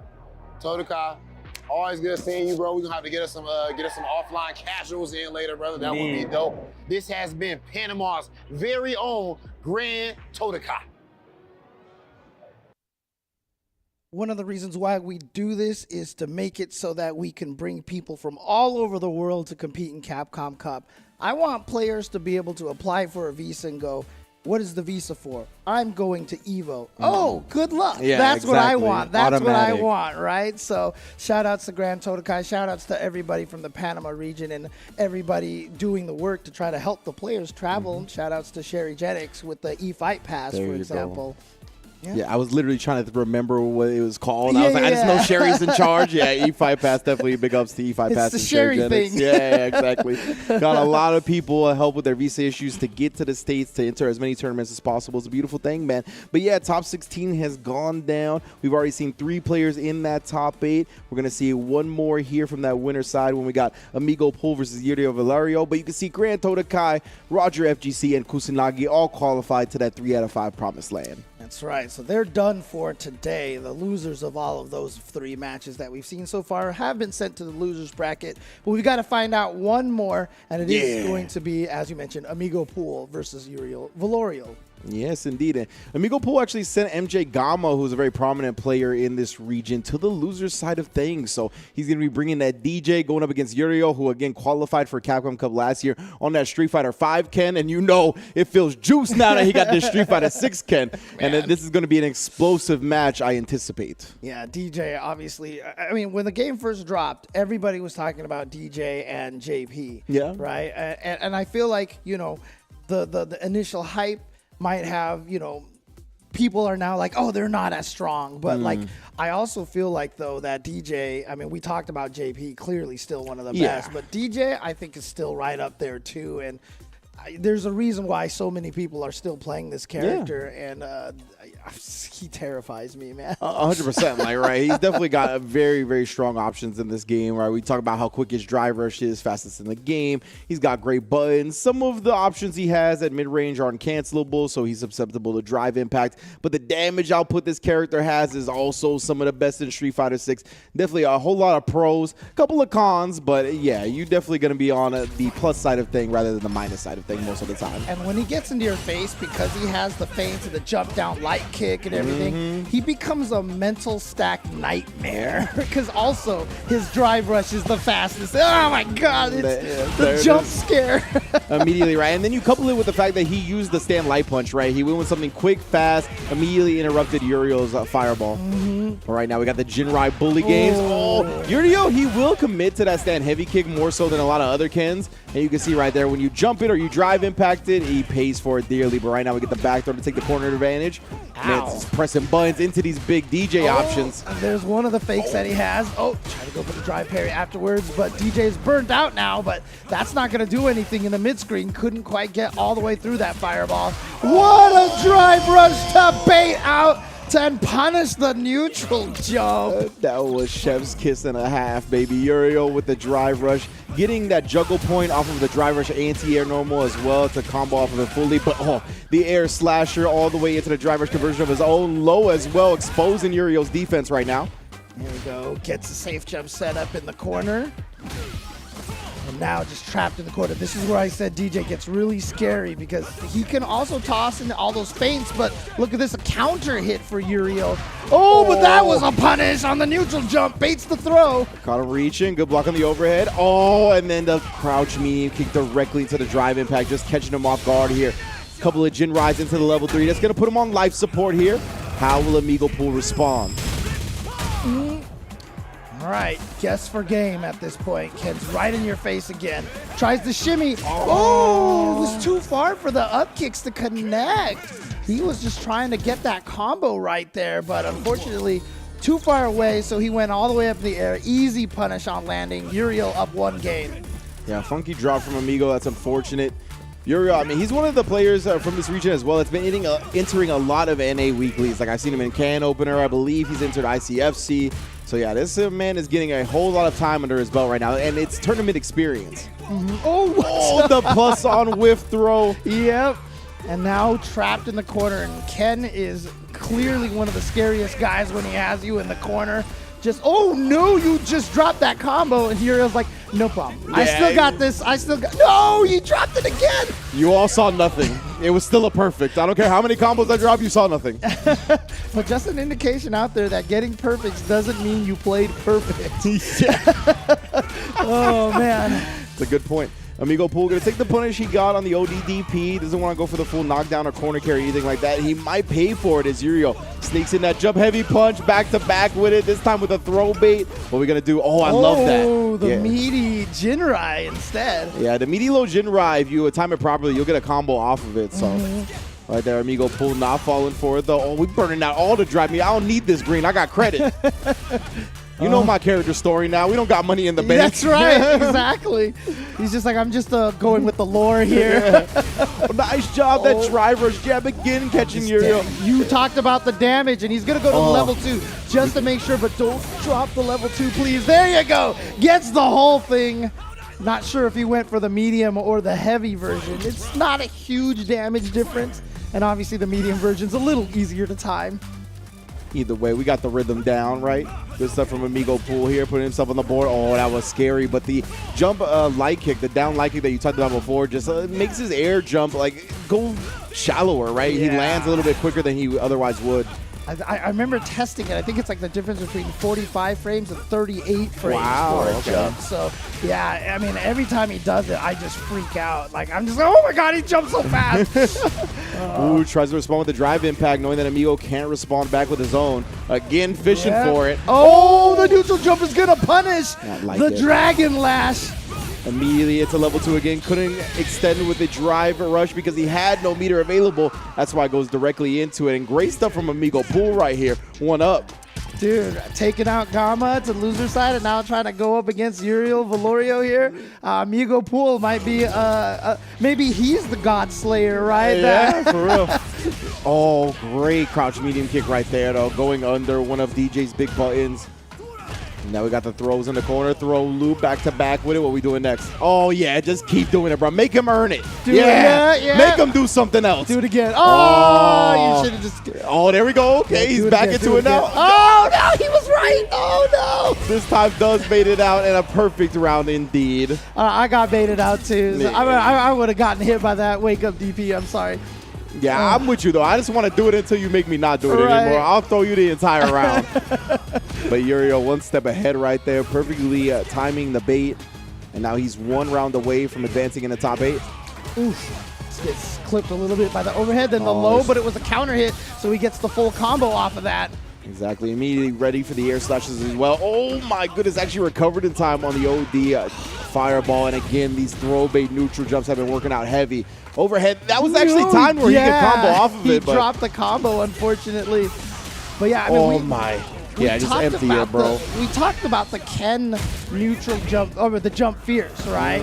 That's why it's one of the best at beating those throw whiffs when you neutral jump, because it hits so far down.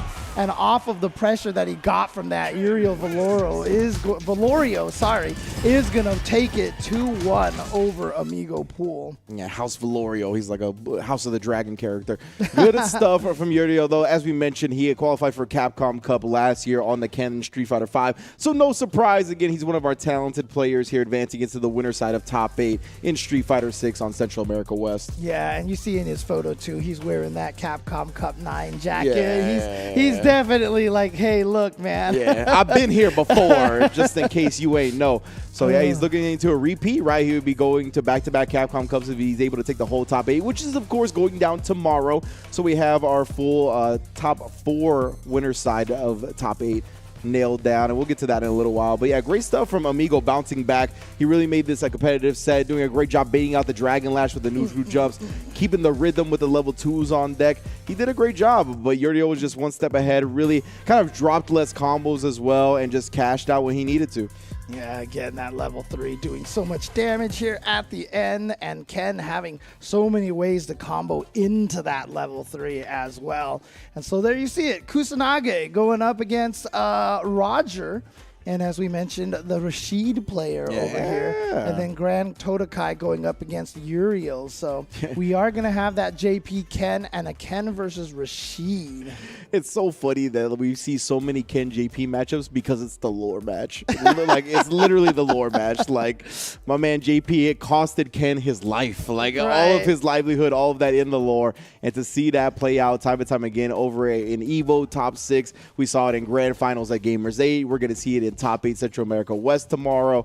Yeah, man, this is good stuff. The game knows the lore. The players know the narrative. You exactly. know? This is all just Capcom's secret plan to make sure you play through World Warriors to get through the whole story, right? So you can see everything that's going down in the Street Fighter. I mean, honestly, though, World Warriors done such a that mode has done such a good job fleshing out a lot of the lore for the characters. Yeah. It's actually super cool.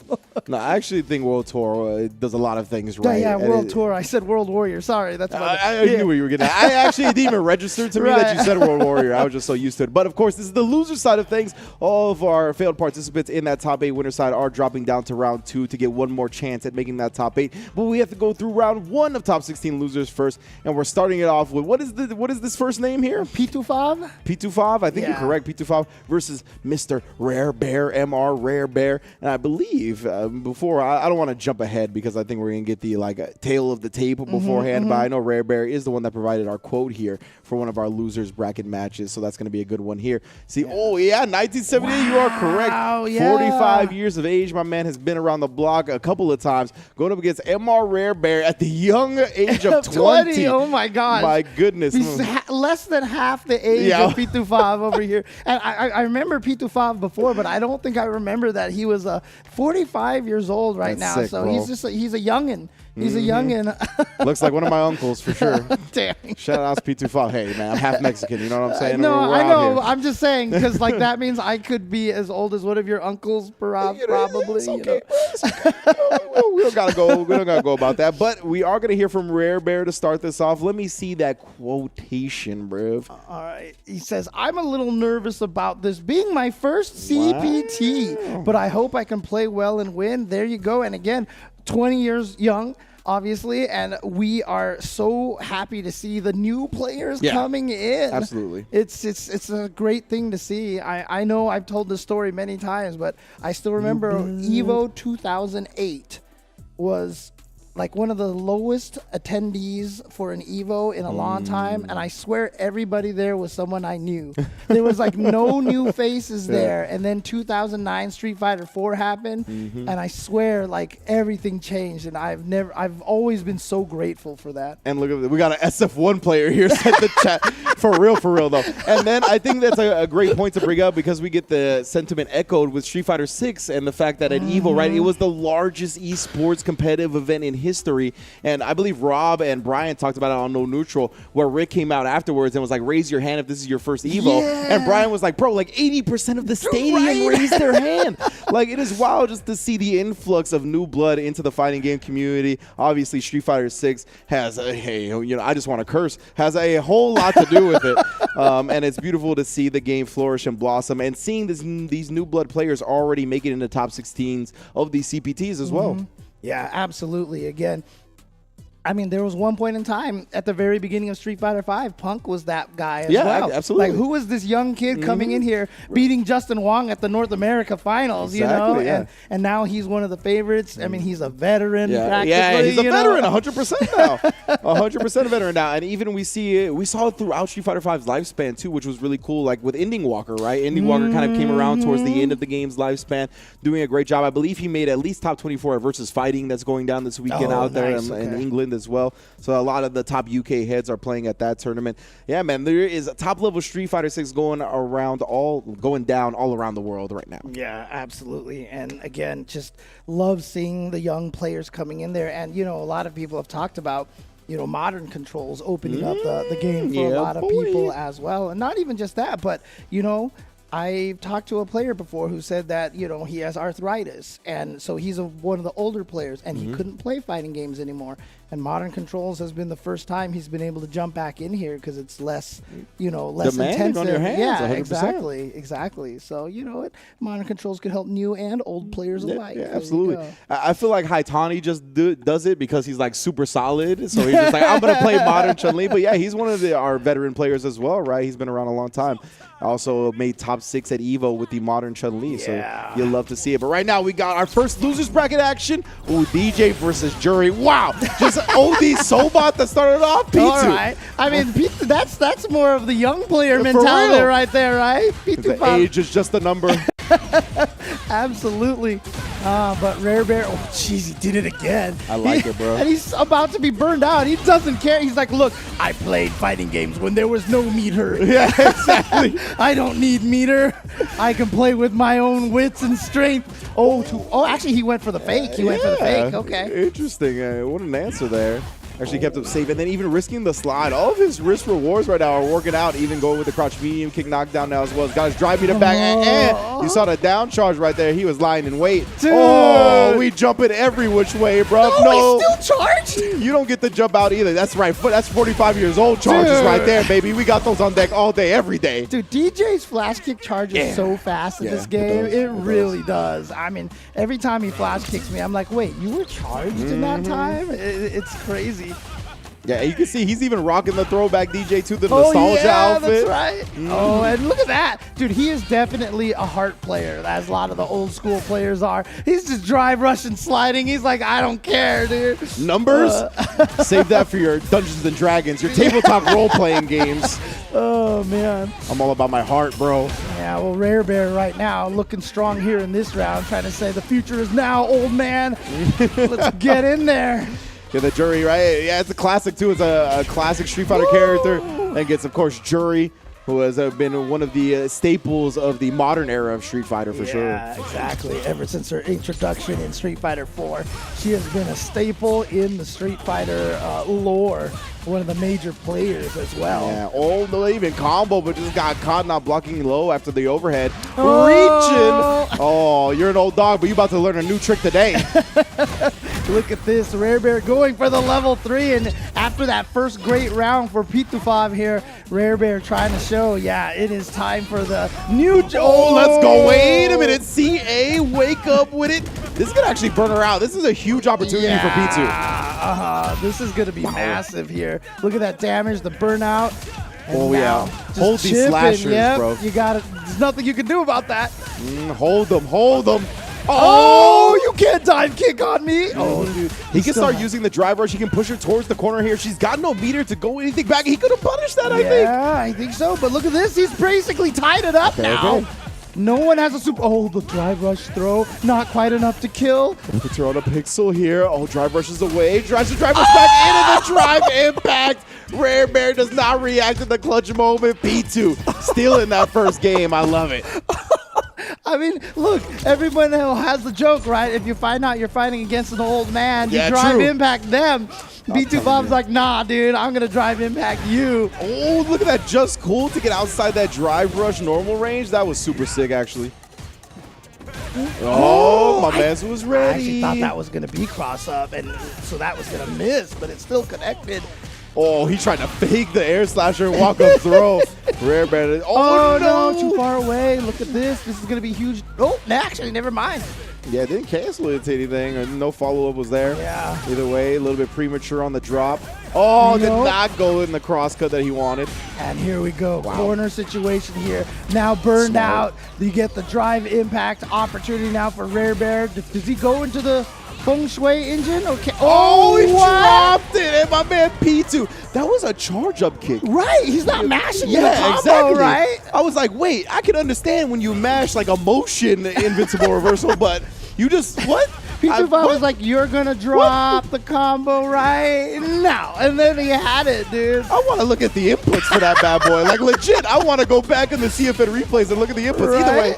Oh, man. Rare Bear trying to bounce back here. He needs to, maintain this offense to build back that drive meter. That's very important. Blocks the drive reversal, but no punish. That is -8 for those at home. Yeah, and so Rare Bear, though, still has the corner position here. I mean, we literally have a match here between the two fastest drive rushes in the game right now. And so, he did it again. Oh, we pressed it this time. Rare Bear not going to fall for it. And that's 3 bars down the drain for P2 as well going into round 3. Rare Bear's like, stop it. Yeah. Stop it. Look, I know now that you are a masher, okay? Look, don't ever let any veterans tell you that they didn't mash back in the days of fighting games, man. Mashing is part of fighting games, Absolutely. Bro. Oh, burned out. Oh, there we go. Oh, yeah. And that hurts a whole lot. And for DJ, it's rough, too, because remember, even if he has a level 1, it doesn't even matter because his level 1 has no invulnerability on it. And there we go. Rare Bear coming here in rare form here with the comeback. With the perfect here? I think so. Yeah, there it is. Oh, indeed. And yeah, that was real unfortunate for P2 at the end in the corner as well. Like, he pressed the button at the last second of the drive impact, and that got him punish countered. It would have been better just a block to take the stun, right? That was so unfortunate because he then got drive impacted again and got stunned up. So, yeah, just really snowballed down the hill for him at that point. Yeah, because obviously when you get bounced against the wall, you just gain your drive gauge back. But if you eat that punish counter, nope, not going to happen. And so here we go, Rare Bear now, tying it up 1-1. I mean, honestly, P2 Bob might just be out of energy at this point, right?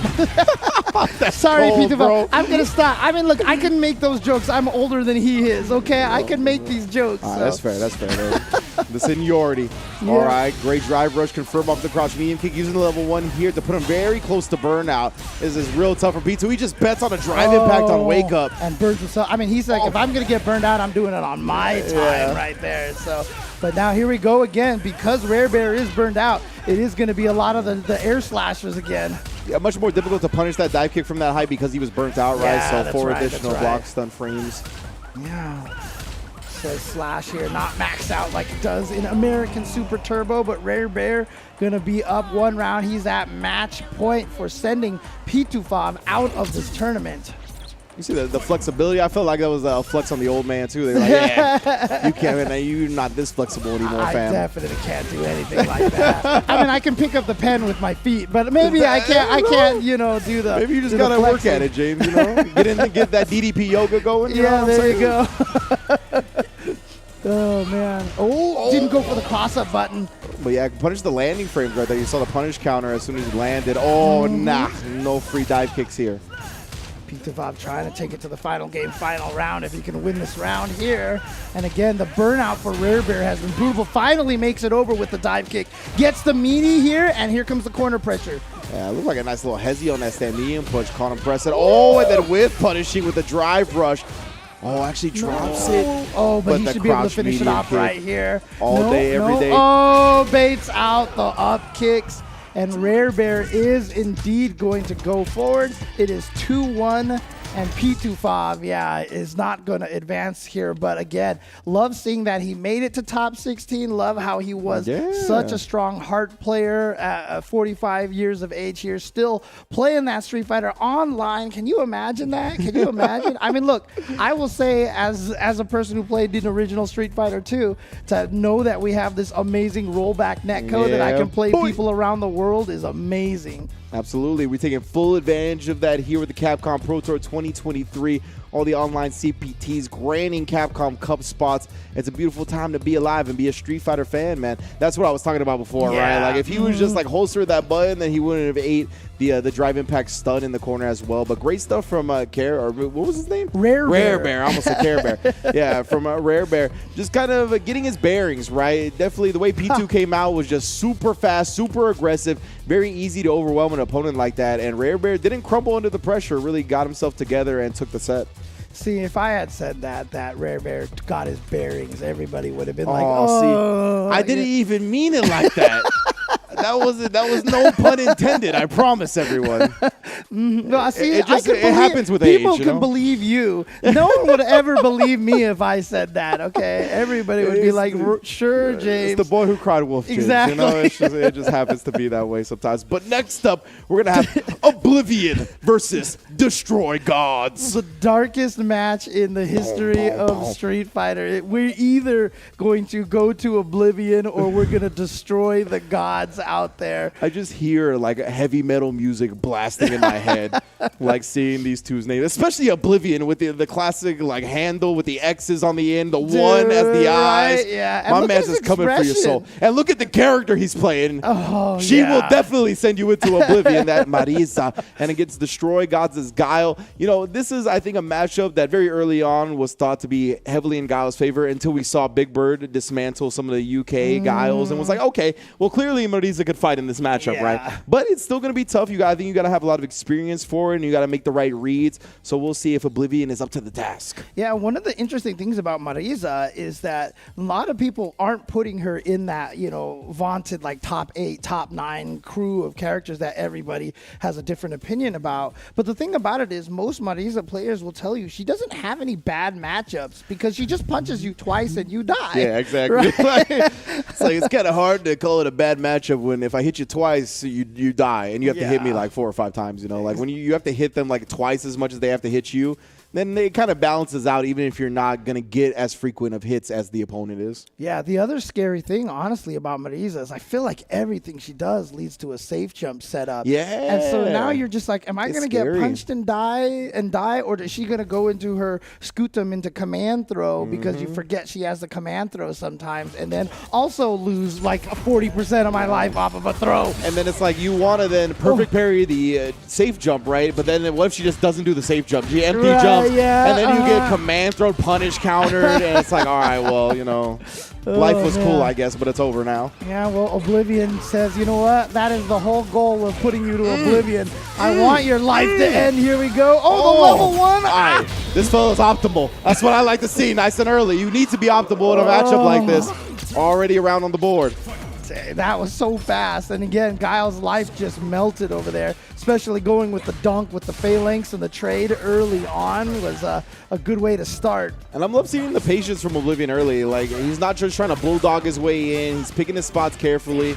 Like, he's showing patience, and you have to in a matchup against Guile. Yeah. As much as you want to get close quarters and take away his Sonic Boom game, you can't just face roll into him. Yeah, I mean, it's gonna hurt, bro. Oh my God, punish counter! Look at this! Look at the damage, son! And then goes for a safe jump setup.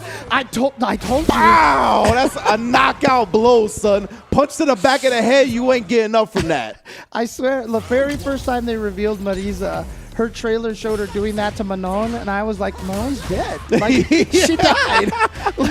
Like there's not a pulse on this character anymore, bro. They just showed Marissa killing Manon, dude. Like, cause I was like, that. What's the rating on this game? like, excuse me? Yeah, I mean, it's interesting because, you know, Guile obviously still one of the best characters in this game. Yeah, but, absolutely. You know, a lot of people, especially during the betas, they were like, I can't fight this character. But, you know, it's just been a while since we've played a fighting game where a Street Fighter where the projectiles are as effective as they are. And we get used to. Oh, did you touch a button? You touched a button. He did it. Oh, Oblivion betting on the level 2. His reads have been right so far. Continues to believe in them. Well, I mean, you know, I guess Marissa is not considered a god right now because we aren't destroying any gods right now. Yeah, Oblivion here is the one doing the destruction. Oh, good reaction. She represents the gods, you feel me? She's like an avatar of them. She's the warrior they've sent. Yeah, exactly. She's like the Hercules here. Yeah, not quite a mere mortal, but not quite a god, you know. Right now, destroy gods. We're going to put some big damage, get a hefty life lead with this level 3. I like it, bro. Now Oblivion doesn't have too much life to sacrifice trying to make their way back in on Guile. All right, and yeah, and again, as Destroy Gods has this giant life lead, it doesn't even matter. No. Okay, there we go. Now it matters because, again, Marissa hits you one time, baits out a flash kick, and then you die, and that's it. For real. The only problem right now is that Oblivion is only sitting on one bar. Oh, boy. Yeah, I was going to bring that up last round. Unfortunately, he didn't get to build too much meter, but right now he's not going to need that meter. Oh, wake up OD flash kick and get off me. Oh, yeah, charging with the drive rush across the screen. Yeah, very smart stuff right there. Can use the light. I don't know if he did use the light whiff cancel with the drive rush to get into that spacing to get the charge still, but that is a Guile strat. And now just, yeah, you're so scared right now. You're scared. But I do feel like Oblivion's got to figure out a way to build a little extra meter at this point. I feel like he needs that level 3 for the comeback. Oh, no. Yeah, honestly, if he gets a combo here, depending on his route, he's going to get real close to it at this point.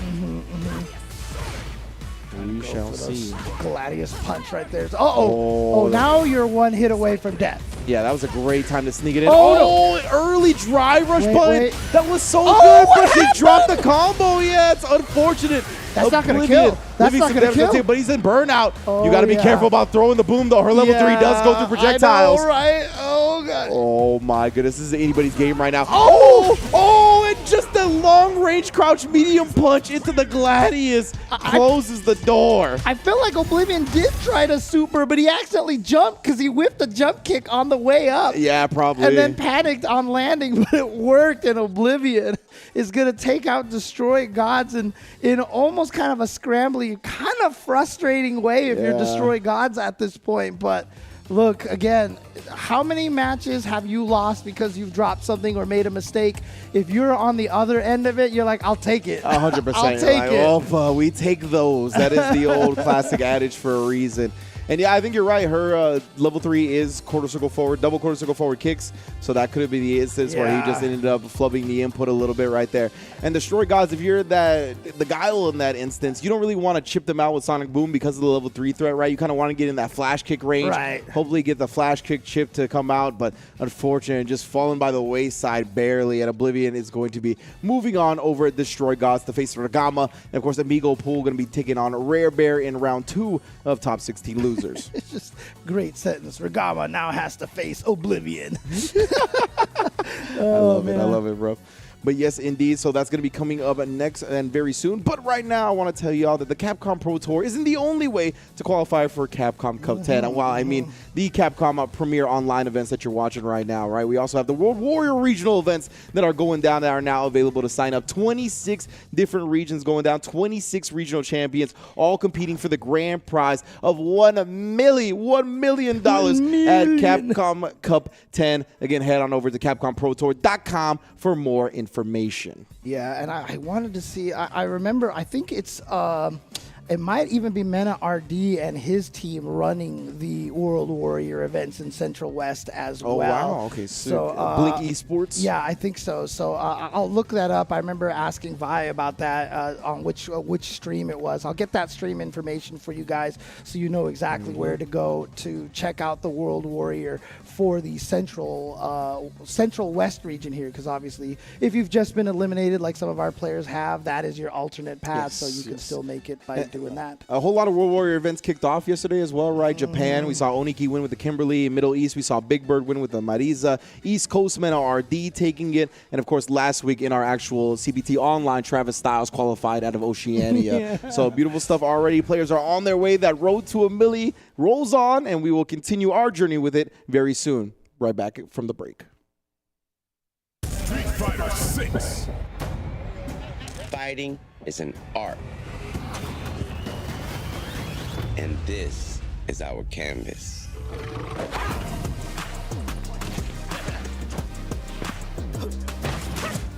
Here, we flex our style, our passion,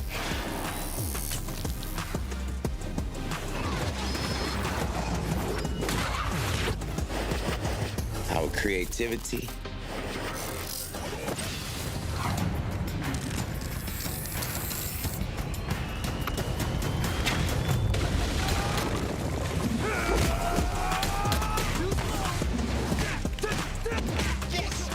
our skills. We come here to break rules, to bend minds, to change the game. This is where we make an impression.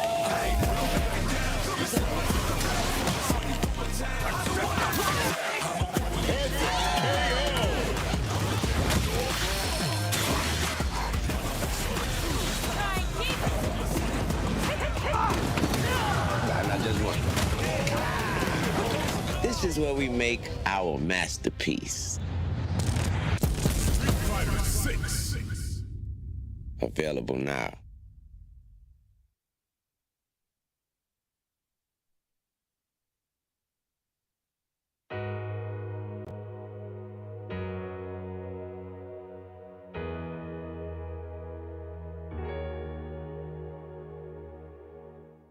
Objection!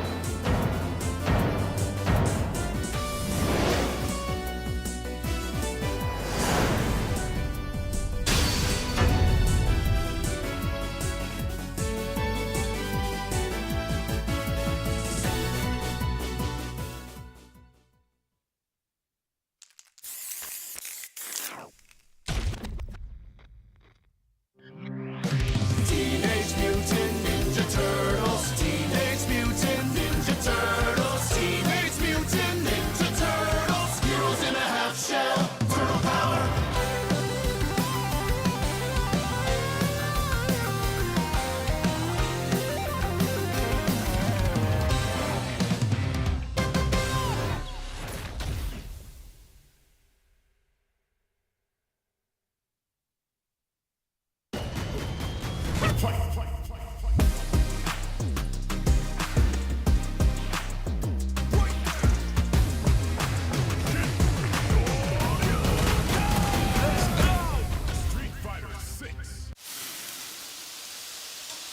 sizzle, that's the soundtrack of Chipotle. The soundtrack of Chipotle? Oh yeah. You come in, you're gonna be hearing that sizzle. That's how you know that we always have fresh food. Fresh is what you stand for. Exactly.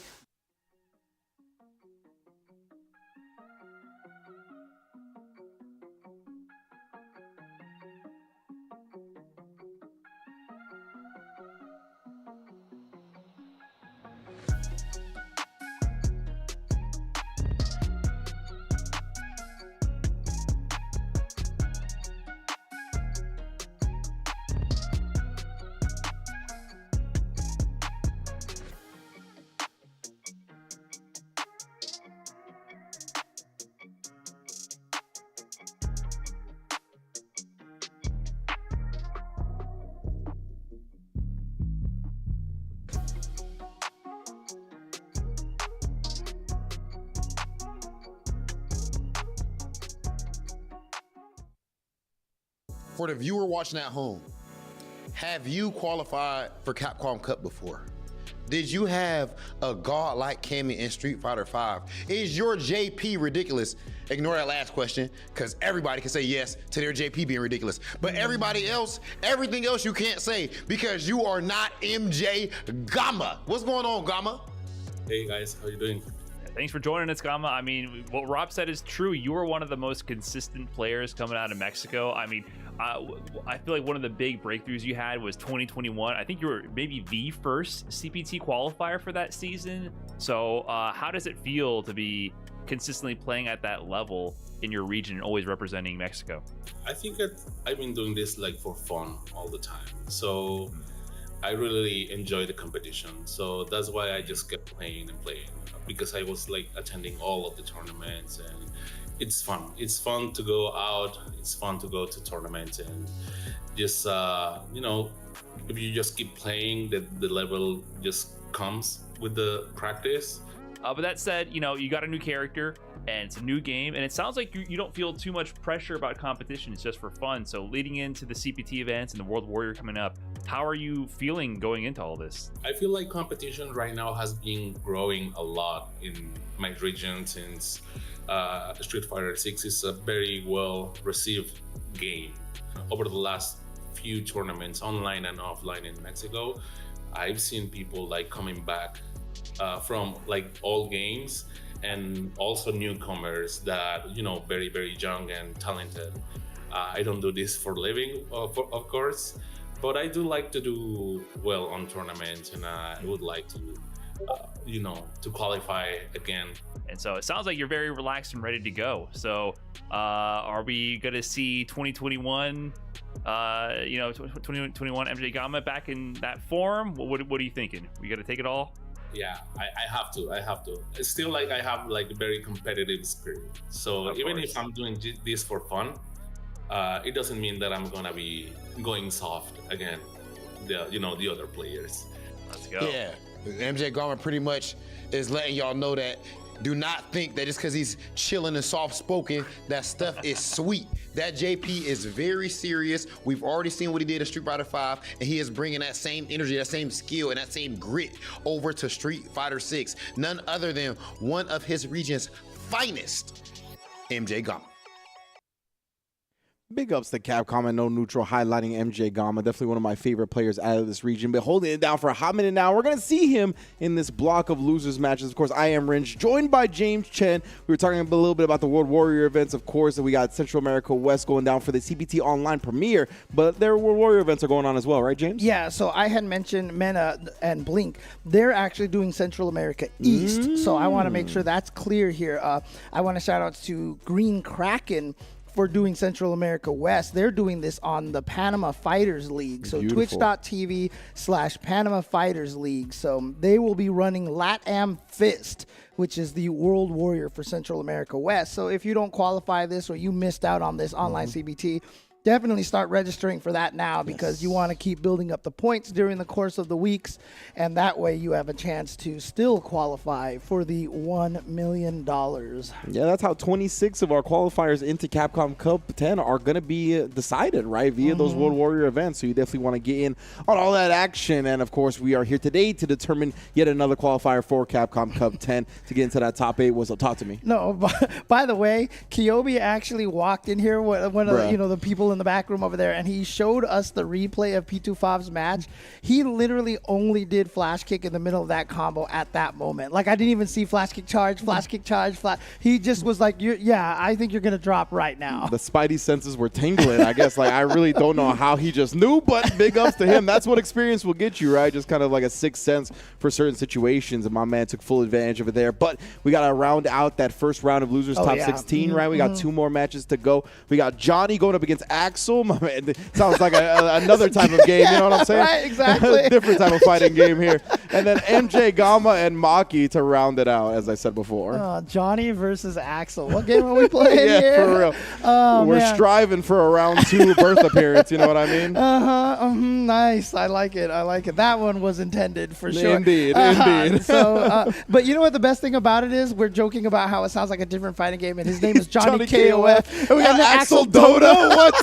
We've got every game in the esports stratosphere. These fellas are competitive gamers, all right? First and foremost, whatever game we're playing. Today might be Street Fighter 6, but who knows what tomorrow has in store for us. But Johnny rocking the a character we're all very familiar with, and Axel rocking the Manon, a character that was very scary at the beginning and has since really fallen off, I feel like. I think Idom still plays her. I think Luffy was like, I'm abandoning her. I'm no longer playing this character after Gamers 8.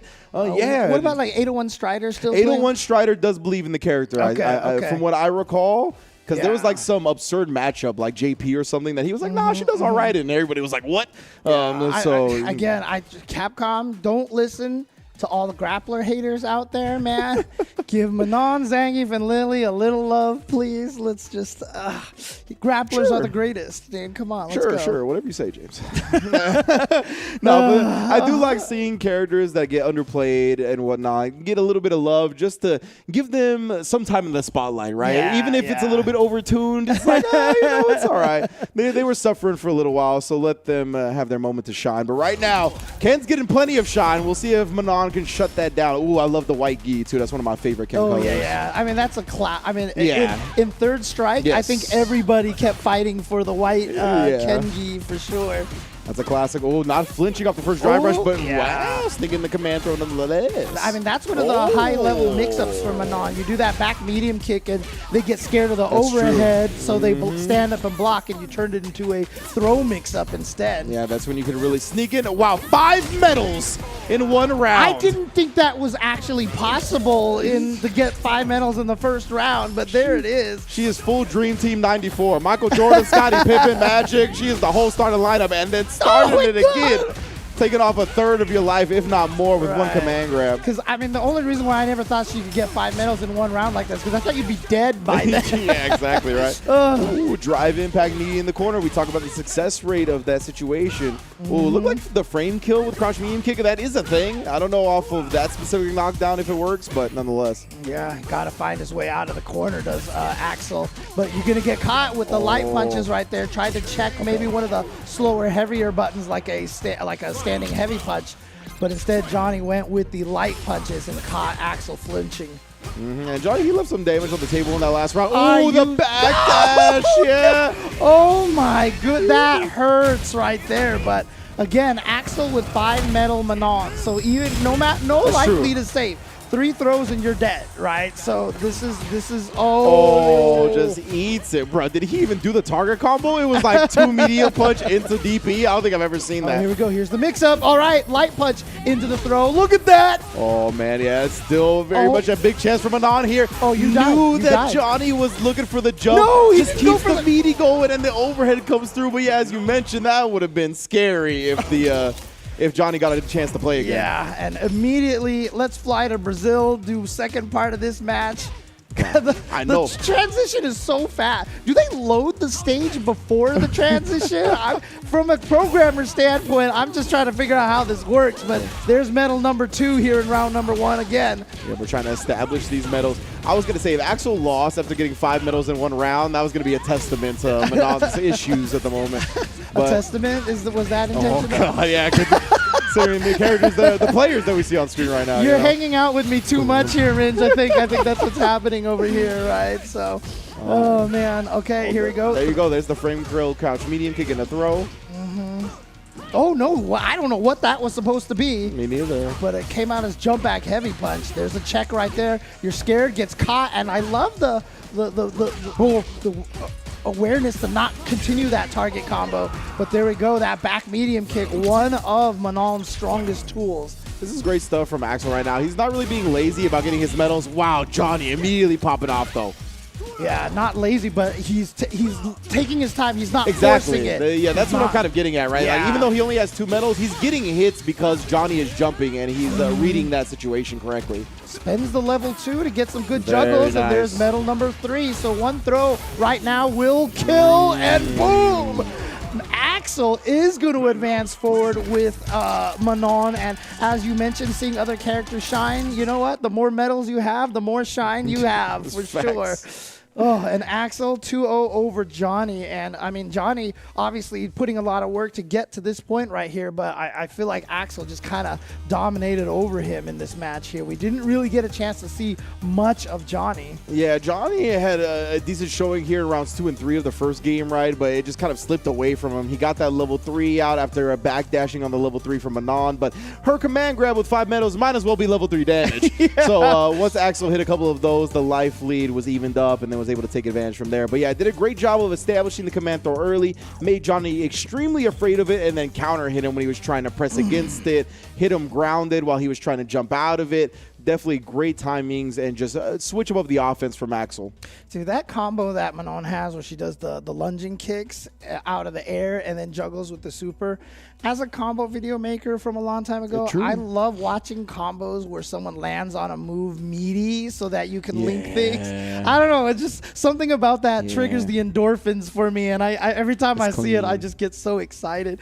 But unfortunately, that probably wasn't very exciting for Johnny as he's going out here tied for 13th place. Axel's going to move forward to fight Alexis. So it'll be Axel versus Alexis. But now we got to find out who's going to go up against Sol VNG.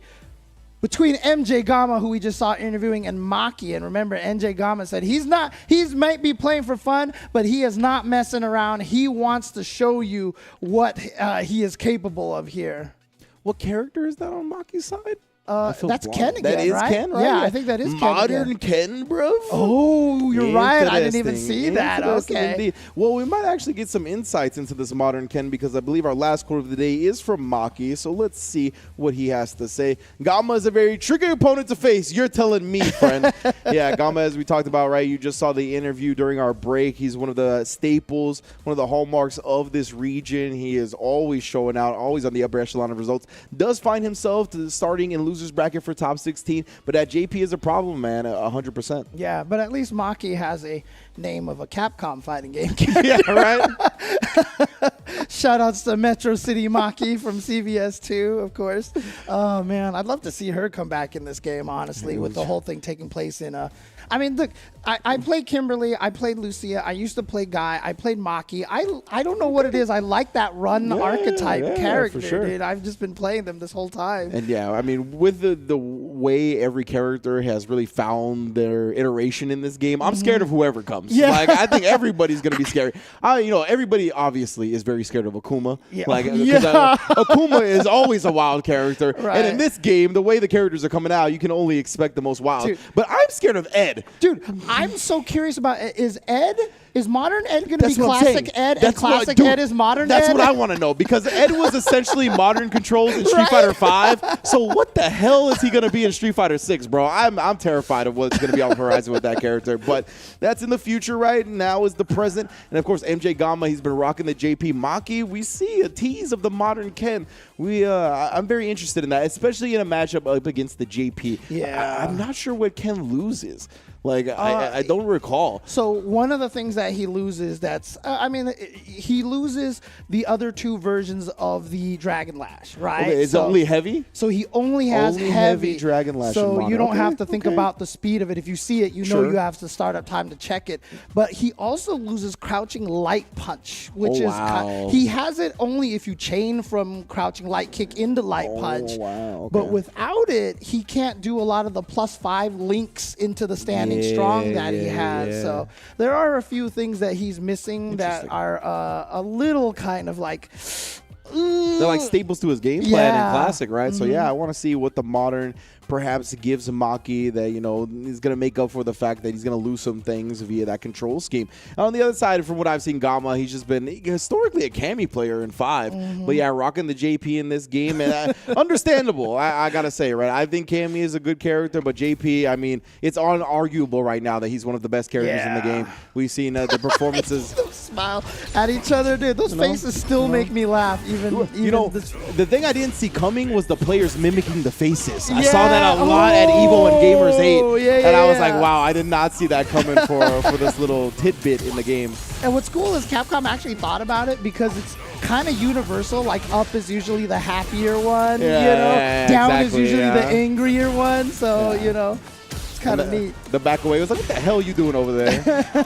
Like the Honda back, the Lily back is good. Oh, man. Oh, here we go. This should be death right here. Oh, no, he drops the combo. Now Gama's still very much in control here. Yeah, you know the chip is imminent up against JP while you're burnt out. Does find a bit of a breathing room here. Oh, it actually does connect with the crouch. Oh, but you're a screen away. But he just got it back like pixels, but it's not enough. But, man. Literally, that had to be same frame, like a block and drive meter return. He didn't even get the full bar. Like, he looked like he came back with a section missing. That's right. Like, wow. Oh, man. Well, Maki so far hasn't been able to show us some of the strengths of that modern Kenya, but again, having the level 1 super at a moment's notice is really powerful, and Gama saying, no, you cannot catch me by surprise with this. I'm going to take you to the other side of it. Oh, actually, he's going to spend it. Yeah, burn him out, set him full screen. I'm going to have all day to chip you as well, take even more of your life down. Oh, and he sets up the OD spikes as well. Oh, man. Yeah, he ends up juggling in a way that he wasn't expecting, but you talked about it, the Dragon Lash. You don't have to worry about the speed. Sees it, goes with a drive impact to punish it. And Gama, from the matches I've seen from him before today, he's very drive impact happy. Like whether it's defense or offense. So he is definitely ready for you to do something that is drive impactable. All right. Oh, well, there we go. There's a nice little modern DP right there, of course. Much easier to anti-air, even while walking backwards. And the thing about Maki, he's been spinning his drive meter very liberally, right? And against JP, it is so tough to be in burnout. Yeah, it's crazy. I mean, this is what I was hoping for when this game came out after we found out about how the whole system works. I wanted to see different players like the ones who spend it all when they got it. And then the ones that are just like, I have to save every drop of gauge that I have, you know? Yeah, 100%. And I guess JP, I feel like even those players that like to spin it early, like they still are a bit more conservative in this matchup, right? Just because, I mean, it's so punishing, dealing with all the chip from the projectiles and whatnot, not having the parry available to you. Yeah, I mean, honestly, like, there's always a chance in fighting games, but I'll tell you right now, when you're burned out and a tiny bit of life against JP is one of the most helpless situations it feels like in this game. Like, I don't know how you making it out. Oh, modern controls! Let's go! That's what I'm talking about. The level 1 super, not going to get bullied by the drive impact in the corner. Yeah, but he has no super meter now, so he has to be very, very careful here. He's got enough health to, block until he gains the meter back. What a teleport! Got out of there, but wow, the ODDP letting it rip, going through whatever Gama was presenting here, but he didn't do anything about it. Yeah, left some damage on the table right there. Could leave a W on the table depending on how the rest of this round plays out. Spike comes in, and now he's burnt out again, but the level 1 is there. Again, no bullying here, fam. Be a star. And this is one of the things, right? When you're fighting against a modern player, one of the mindsets that you have to have is that you can't just keep playing how you normally play, right? You have to make the adjustments and not try to catch people off guard as much. That part of the game is a little more difficult to play. I'm just so happy it's called modern because you sounded like you were philosophizing at the start of that. You were like, when playing against a modern player, you know? But no, that's so good. Maki doing a great job here in round 2 of game 2 as well. Despite the burnout, has control of Gama here in the corner. Level 3 for Gama, not reaching. Yeah, but again, as we mentioned, Maki seems to like to spin his meter. No, it's not projectile invulnerable. Yeah. So that's not going to work. And so here, Gama with a chance to make the comeback. No! It was the drive rush plus the burnout plus frames, right? It actually leaves you 2 advantage to throw, allowing your opponent to get a punish counter throw of their own. And now it is 1 up because of that. I'm not going to lie. I have done that so many times, and it is painful every time. I'm like, no, I forgot. You have to watch out for drive rushing into like a heavy normal into drive impact immediately because it could just lock them block stun. That's another instance of stuff like that happening. Yeah, that happens to me all the time too. Here we go into the corner here. He wants to go for that neutral. He wants to punish with that neutral jump, but again, burned out right away. He put himself a pixel away, and again, your drive gauge is also your guard gauge. So he blocked something, got burned out. Now he's stuck in the corner again, but out of there. Yeah, Maki able to escape back to the mid screen for now. Respecting the strings here, just as I say, I did get clipped for a second. Oh, immediately challenges after the crouch light punch. Great stuff from Gama. Of course, the lights in this game are minus, so they're chainable, but you can pick your spot, especially after the 3rd light. But honestly, I mean, the way that Maki plays, he seems to fight pretty well from burnout. He does. So clearly he's very used to doing that because he must burn himself out all the time. Look at this. He's almost spent it all already. Yeah, it looked like he tried to bait out something there. That's still a projectile, though. Unfortunate for Maki right there, trying to let it loose, but it gets tamed. Of course, 3-Mach is also a projectile, right? I mean, come on. Yeah, right. Oh, man. All the answers here, my man JP. Again, look at the spike to just maintain control here. Oh, he read it. I felt like he DI'd even before the Dragon Lash started. And here's he's probably going to try to land drive impacts. Yeah, get the second one, burn out.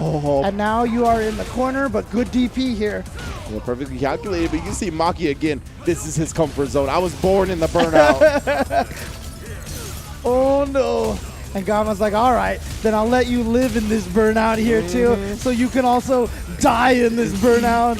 And his burnout does not look like paradise nor revenge, you know what I'm saying? Oh, and now towards the corner. Here we go, throw loops. Do we got throw loops? Oh, he tried to go for the shimmy. Yeah, he wanted him to wake up with the OD amnesia, but Gama has been holstering that this whole set. I don't even remember him really bringing it out like that. It's true.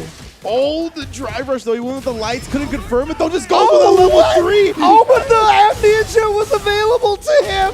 Finally. Oh, no. Gamma bringing out the amnesia at the perfect time right there. Yeah. Countering the level 3, closing out the set. Gamma stays alive in top 16. There was a debate online recently on what's more powerful, the OD amnesia, or would you rather have an OD DP? In that kind of situation right there, that actually shows you where OD amnesia is a little stronger. Because other characters could have OD DP'd, but they would run out of invul before the level 3, so they would have lost. But the OD amnesia, he scoots back, and he has a ton of invul frames after it's activated. And so in that situation, I never thought about that, but that makes it so that JP can kind of drive rush at people a lot more freeform than other characters, honestly. Yeah, that was great awareness from Gama to even react with that in that instance, as we see it right here, right? Yeah. Oh, get out of here, bruv. I'm good on that. Oh, and then, like you said, the juggle with any button that's on knockdown and doesn't even need the drive rush. And there it is.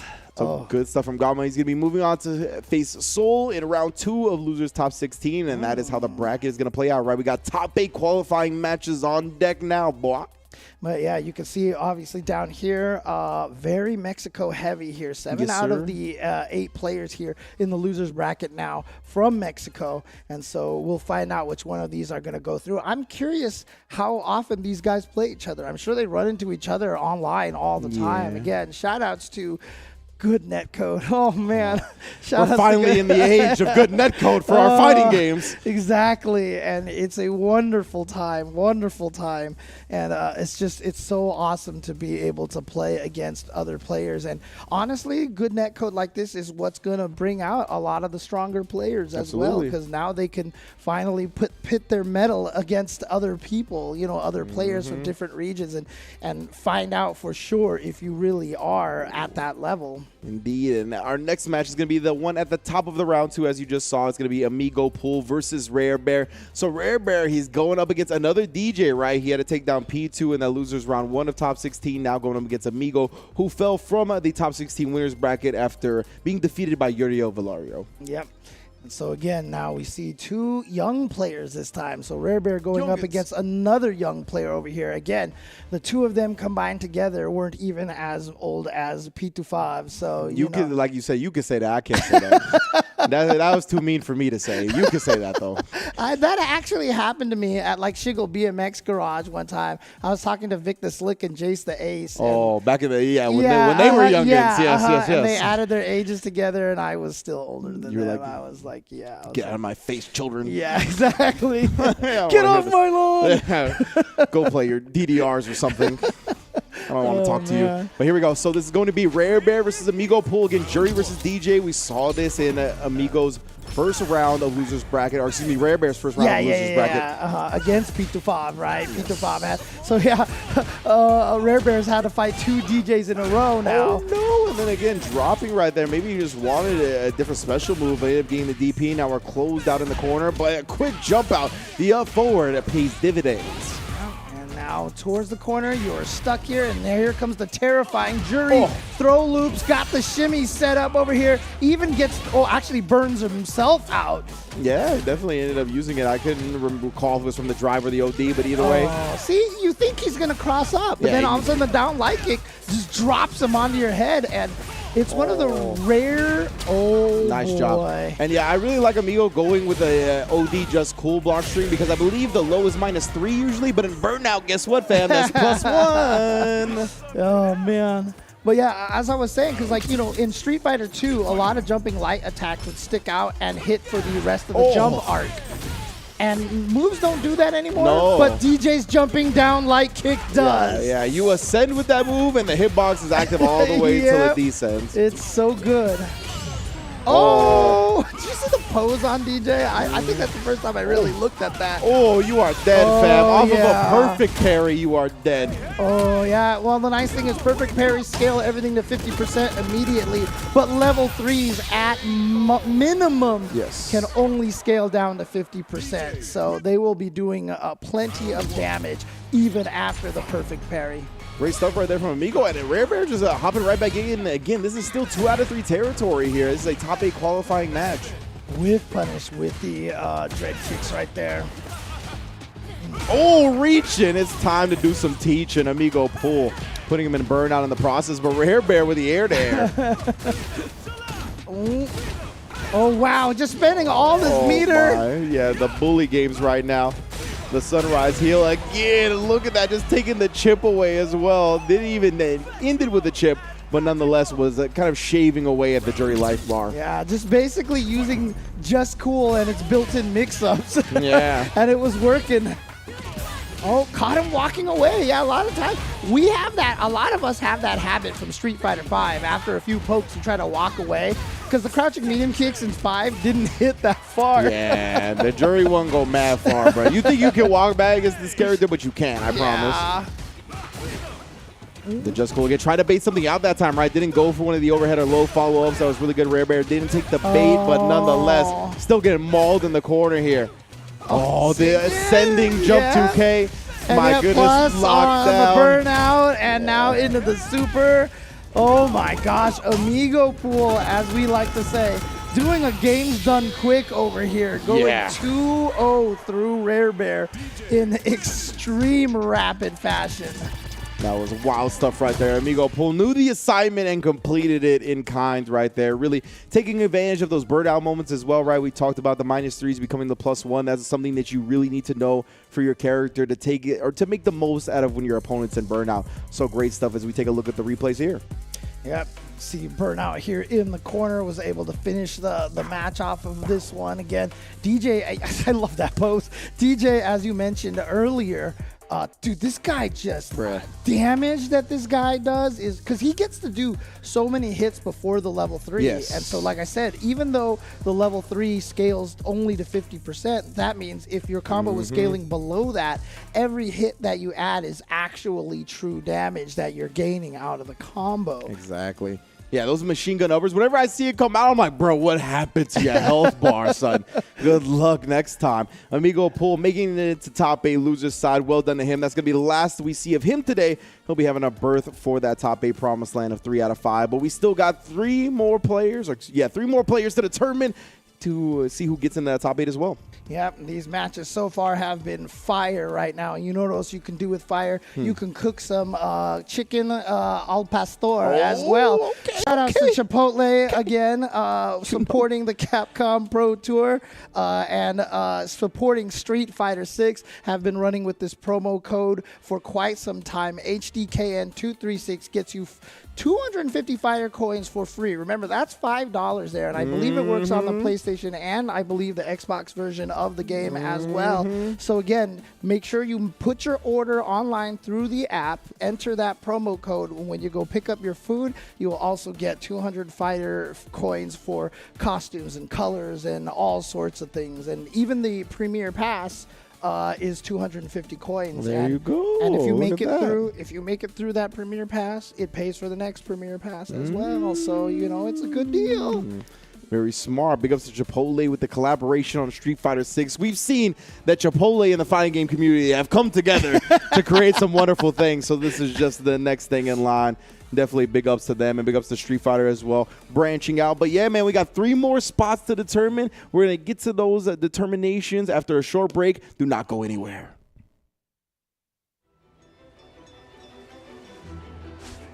I present the Hunter from Komura.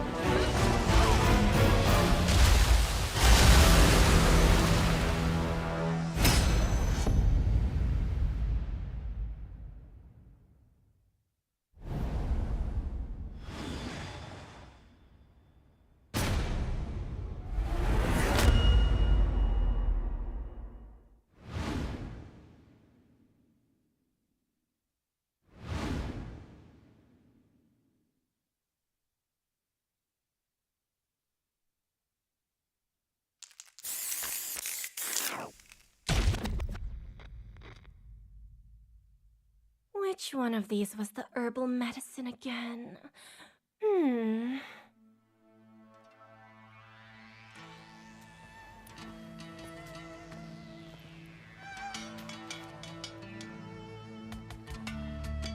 Oh yeah, this one. Probably.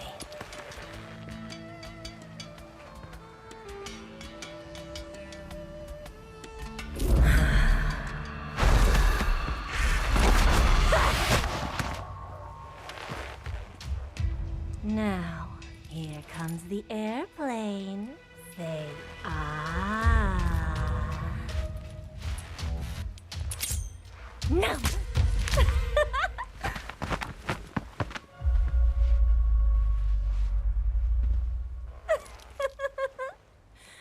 Some poisons can kill people in the thousands with that amount.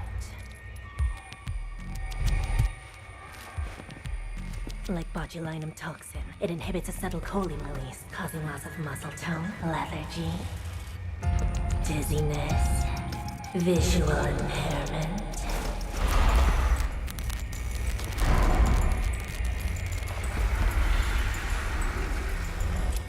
Heavy eyelids, intense thirst, loss of speech, vomiting, diarrhea, stomach distension, breathing difficulty, then respiratory failure.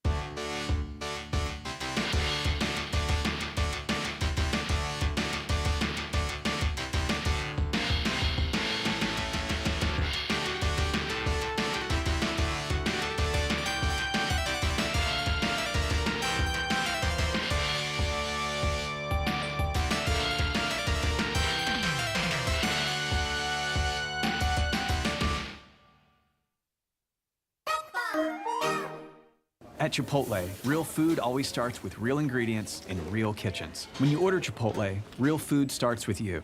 Whether it's in restaurant, pickup, or delivery. However you Chipotle is the easiest way to Chipotle.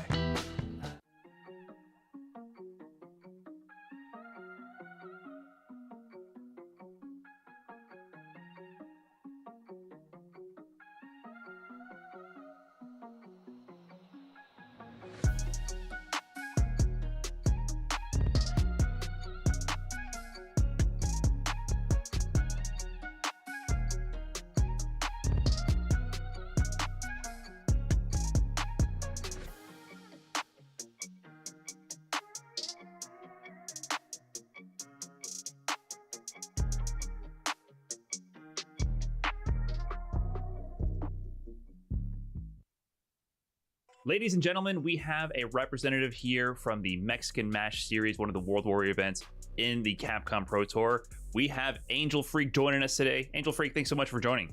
Oh, thank you guys for having me. So tell us a little bit about Mexican Match Series, this tournament series. Well, what's this series been about? When did it get started? And what's your role in it? Well, we started back in, I think it was 2 years ago, if not 3 years ago, when the pandemic hit. We wanted to have a circuit of games very similar to Wednesday night fights. So we were thinking, if they have WNF, maybe we should create something similar for our country, you know? And I've been working as a TO, host, and commentator. I definitely got to ask, what even inspires you to want to get into like the TO inside of things, man? I feel like the TOs are kind of like the unsung heroes of the communities, but you guys are a lot of the ones that really make a lot of stuff run for us. So, you know, what made you want to get into that? Well, I started playing from a very early age and creating content back since probably 98. And I had my share of playing. I tried to be competitive for a while, and it became really stressing as new games emerged and a lot of very skilled players also joined the community. So I wanted to create content in a different way. So I met a few people with a very similar mindset, and we just started running tournaments and all that. With all that work you put in to, you know, propping for your community, but all that years of work and then, you know, doing the Mexican Match Series, then you have players actually representing your region in Capcom Cup. What was that like, especially with the previous Capcom Cup with Valerio, you know, doing big things on the big stage? What's it like seeing players from your region be able to go to the biggest stage we have for Street Fighter? Right, it feels amazing, man. It's like the Olympics, right? When you see your nationals competing there and doing great. When I saw Uriel the first time and Kusanagi in a number of tournaments, it just, I don't know, it's just exactly like in sports, like your favorite football team or like I said in the Olympics. So it feels great to have people from Mexico representing, and I don't know, we just feel proud of having them. Has Street Fighter 6 like hyped up the scene even more, like since it dropped? Yeah, definitely. Where can they go if they want to get involved with Mexican Master Series, if they want to compete in your Warrior or anything like that? Right, we have a Twitter account, a YouTube account. You can find us on twitch.tv/mmseries. Well, there you have it, Angel Freak from the Mexican Match Series. Thanks so much for joining us and giving us the inside scoop for what's going on in your region. Once again, Angel Freak, thanks so much for joining us. Thank you guys for having me. Welcome back, everybody. We are down to the final 3 matches to find out who is going to play tomorrow in the top 8 here for Central America West. We already have 5 of our qualifiers through. Let's find out who joins them for the matches that we will be playing tomorrow. Yes, indeed, right? We got a star-studded top 8 already taking shape. We got Kusanagi and Roger going up against each other in the one half of winter semis. Totokai and Valerio, who you just saw mentioned, also on the other side of winter semis. But yeah, man, it's been a great way to go about this so far. We have Amigo Pool also qualified in that matchup against Rare Bear that you just saw as well with the DJ. So now we got Ragama and Oblivion, Alexis Pinto with Axel, and Sol versus MJ Gamma to round out our Saturday.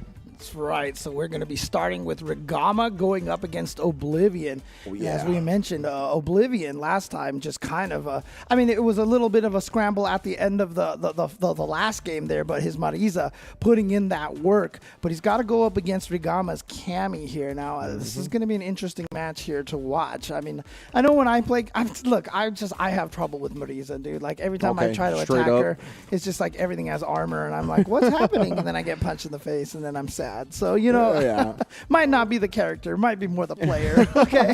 So I think there's some merits for both sides in the matchup. Like, I think the Gladius is a really good tool. Like when Cammy jumps, right? Because then if she dive kicks, a lot of the time you're going to land into the Gladius. Which is a massive damage for the Marissa. But the crouch medium kick is a really far-ranging low, so if they try to gimmick you out with certain Gladius block strings, then you can kind of check it with that. But if they don't charge it up, right, then they're going to catch you being a little bit too antsy with the crouch medium kick. So, yeah, it's all an RPS, all a mind game. Let's see how these two players go about it. Yeah, I mean, obviously canceling like medium punch in the Gladius with no charge is a frame trap. Exactly, even if you hold up back, you just get punched on the ground as well. Yeah, so she's got timings that really frustrate the opponent, right? Even when you have tools to combat certain things, like often she has a counterplay to it, which makes a solid character. Yeah, absolutely. And, you know, like I said, players like Big Bird say that Marissa has no bad matchups. What a drive parry right there to prevent the wall splat. Indeed, it was a big break for Ragama right there. He was going to be eating massive damage. Oh, okay. I actually committed to the target combo, so got off easy. And the other thing, too, that's actually really deceptive about Marissa is her drive rush is terrifying, dude. She crawls on those knees so fast across the floor, and then everything she does reaches so far. And because she can charge those normals, she gets mad plus frames on some of those buttons. Yeah, like coupled with the fact that her stand fierce moves are so far forward, it really can get in your face from a distance you don't expect. Right now, Ragama has the corner control. Oh, you just talked about that. Yeah, the dive kick getting smashed by the Gladius. Ooh, a little too far, but again, the nice range on Marissa's buttons. I mean, tall is, you know, not just to be scary looking here, but obviously very handy for reach as well. You're just trying to really rely on the stand medium punch target combo so far, though, right? You can see Oblivion fishing for it. Doesn't come out on whiff, so it's, you know, pretty safe to press both buttons. But right there, stood up and got clipped by the low. Ragama, though, is in burnout, and it's very scary until you check. The step kick is not going to cover the ground you thought it would. Wow, what a reaction. I wonder if he was expecting that, if he was just like, any forward movement, here comes the crouch strong. Yeah, the crouch strong, I think it's a good buffer tool, so Ragama was looking for that, it seemed like. One of those with OS buttons right there, but now you're going in the corner, and now you putting you all the way to the wall into the level 3. Wow, he's spending it now. Yeah, gonna build up that drive meter, I assume, right? He just didn't want to have such low drive meter in comparison to Ragama, so give him an opportunity to get drive rush in there, try to keep the pressure going. Staying at a distance where he can anti-air, but the dive kick finds its spot perfectly. Ooh, and now he's going to extend it as well because he probably wants to do the same. Build a little bit of that drive gauge back. And is it going to burn Marissa out? Not quite. Puts her on a pixel. And yeah, I mean, Oblivion, he was trying to bet on something to not get burnt out here. But he does end up burnt out regardless. Now, the only thing he could have done at that point in time, because he didn't have any super for Marissa to bust out of those strings. Yeah. Scooter might have been the only option that he had, but he went for a drive impact, as you saw, and died. No, he tried the stance because he was burnt out. He can drive impact, right? Because he was burnt out. But he didn't have the health to absorb it. So at the end, he had just gotten chipped too low to really do anything about it. Yeah, good call. I just saw the red glow. Yeah, I got confused for a second too. I was like, wait, you can drive impact though. But yeah, I forgot that the armor has a similar visual. Yes. Okay, so good first game over there to Ragama. Oh, messed up the dive kick. That's unfortunate. Now you're in the corner. Sneaky drive impact on your wake up. Safe jump setups, like I said, for Marissa. Very tough to deal with. Yeah, got caught charging a button right there, though. The Oblivion thought Ragama would respect the jump in, but he did not. Oh, what a reach on that crouch medium kick. That was like tip of the toes right there. Oh, and then the whiff punish on that one. I'll burn myself out when I'm a kill, best believe. Yeah, I mean, might have been able to kill with just a standing fierce and a charge DP, but you know what? True. Be safe. Just take her out, please. Let's go. Exactly. You cannot give this character more opportunities than she gets already. Okay. Throw pressure here. Nothing on the wake up after the forward throw. I don't see a lot of camis do drive rush crouch light kick after the forward throw, which is a true meaty and combos into crouch medium punch. Oh, that's the character guide right there. Meaty crouch fierce. The camis love that one. Wakes up with an drive impact through. Really? Crushing your hopes and dreams right there. Ragama going to be moving on to top 8. All right, so Ragama faced Oblivion and came out the winner on the other side and is going to keep going forward with that cami. Well done. He made it to Skyrim, you know what I'm saying? Well done from Ragama right there. He's going to be able to take it and move into top 8, as we mentioned. That was a great check right there. The step kick, not going to allow himself to be bullied at all. I mean, crouch strong, like we said before, it's a great buffer button. It's a great counter poke button, and that's exactly how he used it. Level 3 did so much damage, man. It's very scary. Puts you at the corner no matter where it starts as well. That's another big plus about it. That was the armor. Yeah, that was the Scootum right there, right? And here we go. You saw the kill right here. And it obviously spending that little extra meter was not a problem because he didn't even need to spend any more of that. Finishes the match off with 3 full bars over there. Plenty left in the tank. And he's going to have to save all of that to top 8 where he goes up against Amigo Pool tomorrow. I don't know what it is, but like the fact that Ragama has Gama in his name and is playing Cammy, it makes me feel at home. You know what I mean? Since MJ Gama doesn't want to play the Cammy, even though he did like all of 5, I'm like, at least we got another Gama that's repping the Cammy. Let's call him R.I. Gama. Yeah, So there you go. So it's R.I. Gama. There you go.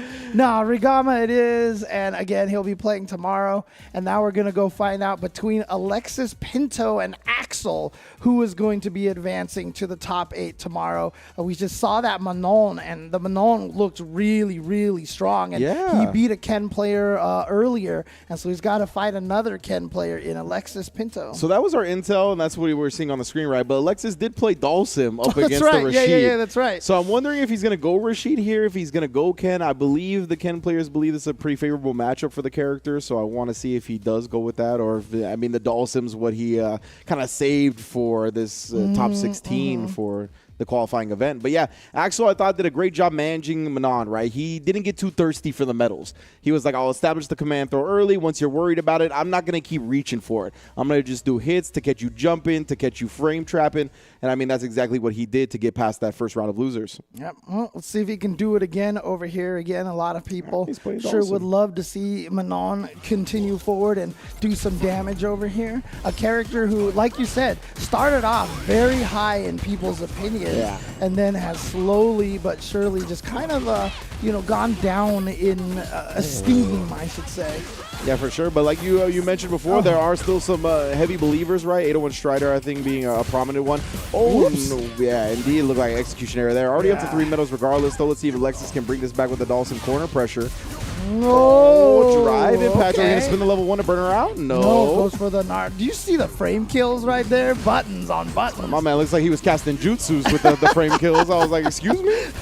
What hidden village you from, Dhalsim? Oh, man. Oh, well, I mean, it's somewhere from India for sure. So yeah.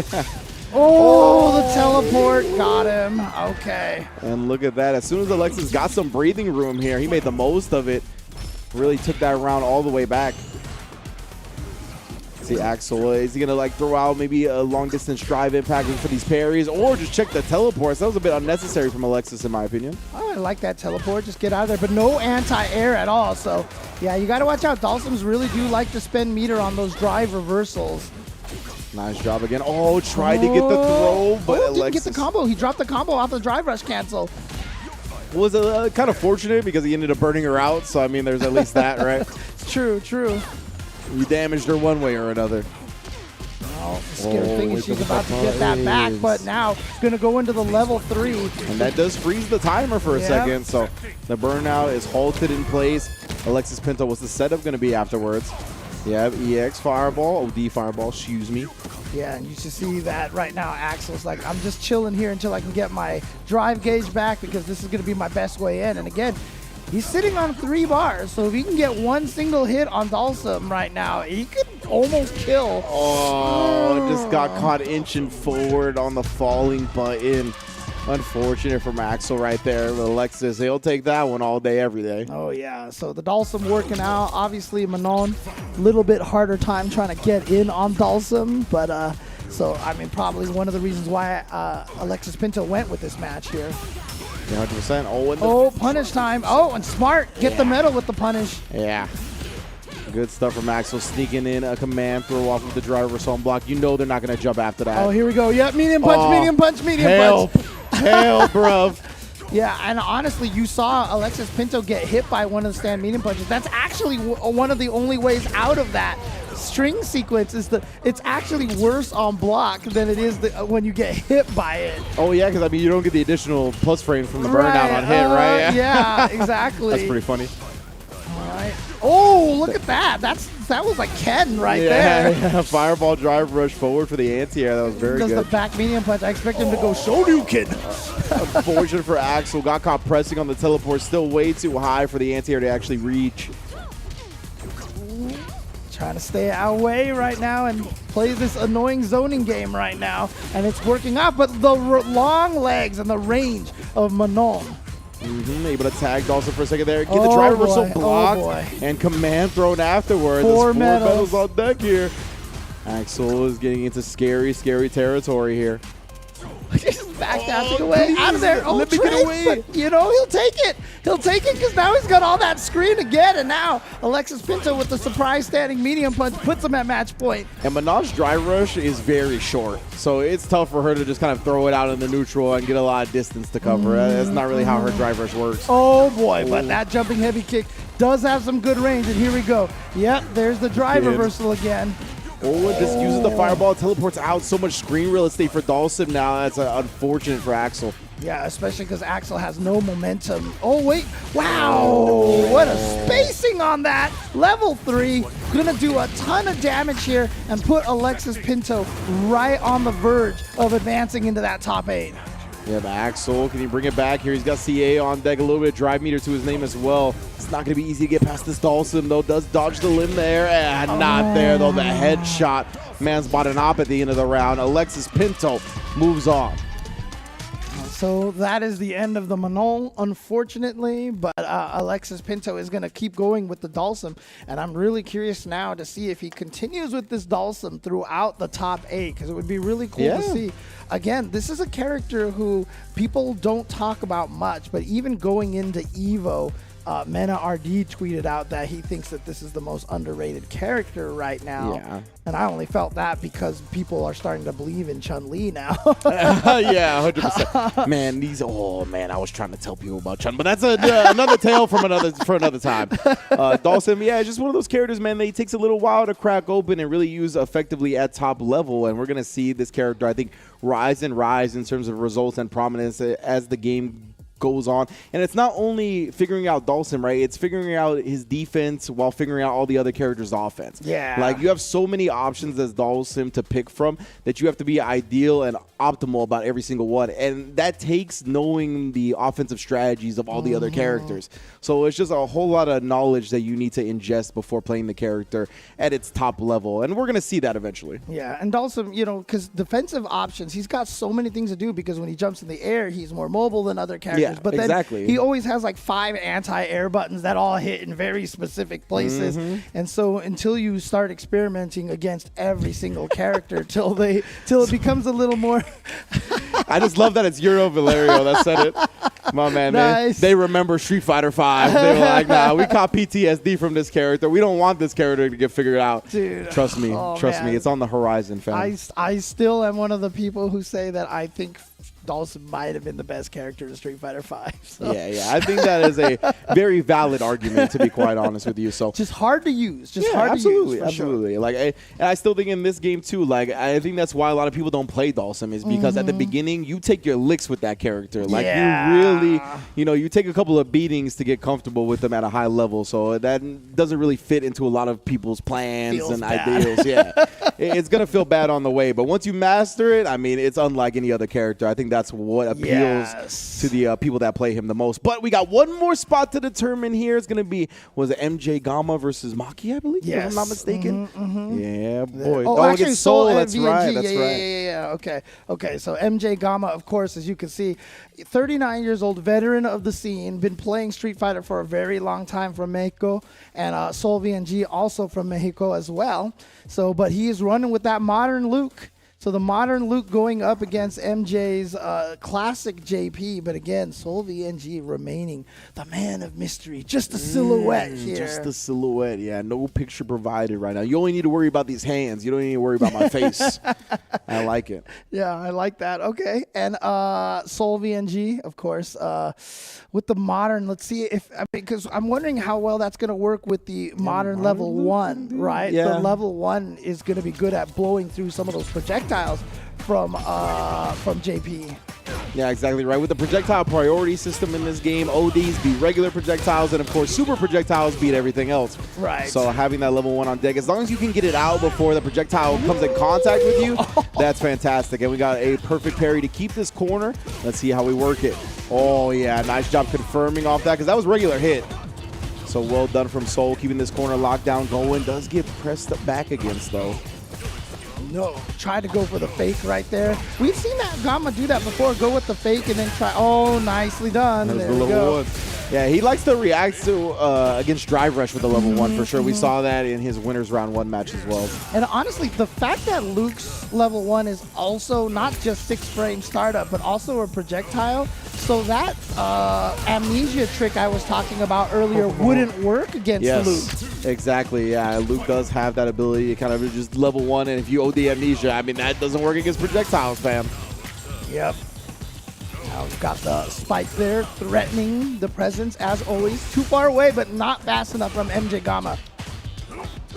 Oh, jumping in on that one. Maybe he was looking for the purple stuff. The what do you call it? It's 3-bar, the cane. That's right. Yeah. That's right. Yeah. The swipe, beautiful, perfect parry again though on these strings. I just love how that on punish kind of just launches you clear into the sky. Looks like a Marvel vs. Capcom game. Legit. Oh, the jump in perfectly timed and perfectly spaced to get above the spike. Sol VNG's got the corner yet again here. Just goes with the throw. That's what we're going to establish. Caught him pressing buttons. That was a little weird from MJ Gama. Yeah, you can't cross people up in the corner in this one. So MJ Gama had to move forward slightly. Oh, cuts him off at the pass, but yeah, it was just regular hit. No drive rush from that crouch medium kick. And again, you show me green, I show you yellow. That's a slow down, fam. Yeah, MJ Gama really likes canceling into the fake and then drive rushing right in there. And it hasn't been working on Sol VNG. Yeah, you see now Sol, he's starting to parry a little bit when he sees the feints, but he hadn't been up until that point. And Gama, he needs to establish it a little bit harder to keep Sol doing it. Yeah, but I feel like MJ Gama uses the feints more than anybody else, more than all the other JPs that I've seen so far. And I want to see him mix in the command grab, right? Like if you got these people parrying, then that is the time to do it. Swinging away with the cane. Again. Oh, respecting the spike got you caught in the ankles there. Yeah, man, that departure that is one of the best things about it. It's just that it's a looming threat. It allows the JP to get up and get a mix-up. Yeah, especially the fact that he could manually activate it too. So even though it's just sitting there, it can come out at any time. With a meaty drive impacts again. I think they've been 100% success rate today. Oh no, again, he tried to walk forward and press a button, but that is not an anti-air button, my friend. Sol now on set point. Yeah, one of the tricky things, honestly, is that Luke's jump attacks hit so far low. A lot of characters, when they need to jump into situations, you can make it under them. Oh, there was the command throw, He but has the look at commentary that. on, but yeah, I mean, I guess Sol does too, huh? Yeah, right? He was looking out for it. Oh, He does get a clean punish because he tried to throw attempt on the amnesia. Look at that reward. And that's another reason why people will be OD amnesia is a little better than an ODDP. You get so much off of it. Oh, again, Sol is playing so solid on this modern Luke right now. Checking him with the crouch medium kick. Oh, he misses missed the it. last flash knuckle. Yeah. He probably was going to go to level 3 as well. Now he's burnt out. Because he wanted to build back his meter, yep, but he's got to deal with this now. Now the chip is a threat, but oh no, level 1 off of that drive impact. I'm surprised. Well, actually, Gama could activate a level 3. The suppressor again. We saw that earlier from Sol, but again, he dropped the flash knuckle. Oh, trying to get in there. But yeah, that suppressor in response to the drive rush, but we'll get to that another time. The OD Sandblast puts Sol VNG in the top 8. Yeah, you see Luke shake it off after that, the OD Sandblaster. And, you know, Gama said he's not coming here to play soft or anything like that, but he definitely played hard, played strong. Absolutely. But Sol VNG is the champion, and he's going to do it with that modern Luke.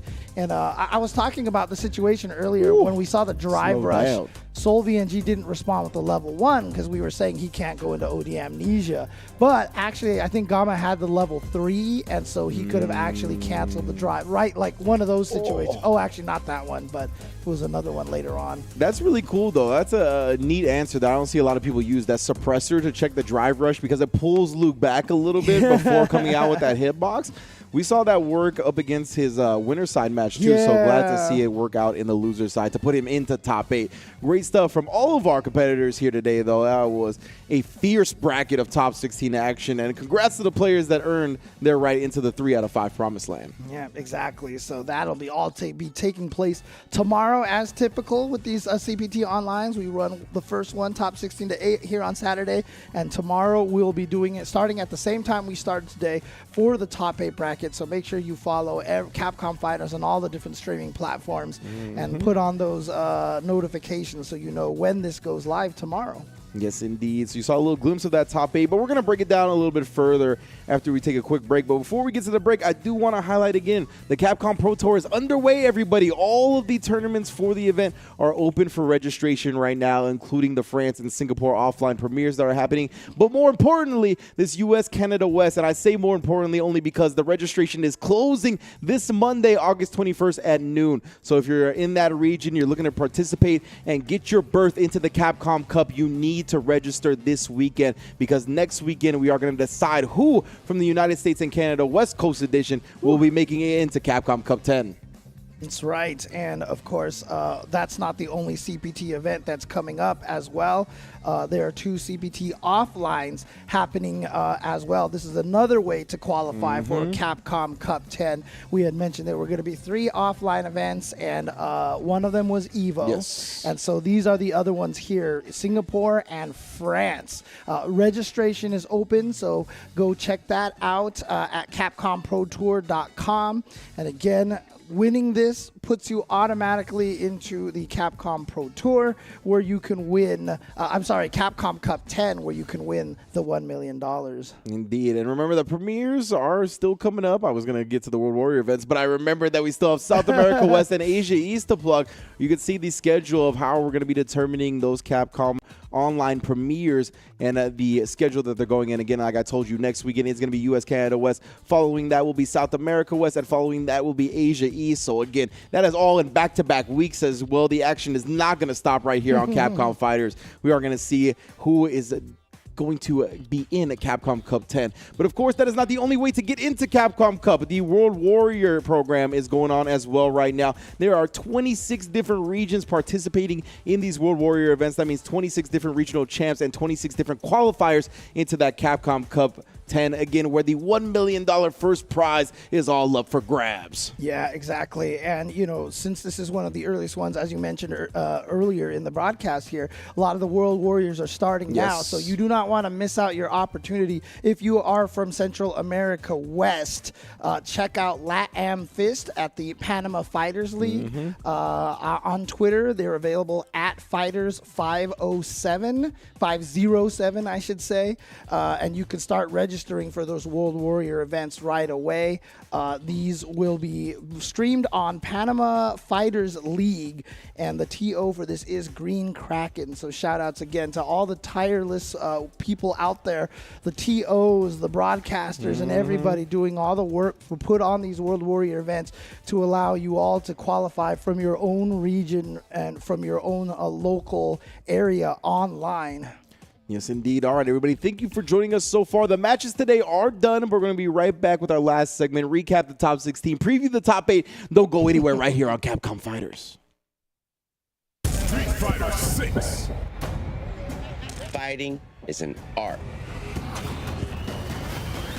And this is our canvas.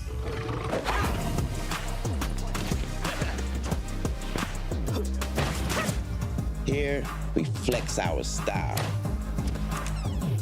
our passion,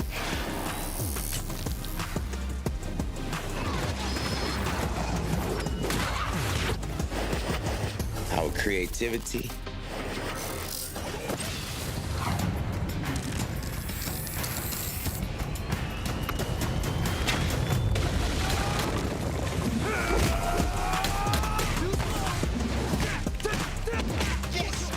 our skills. We come here to break rules, to bend minds, to change the game. This is where we make an impression.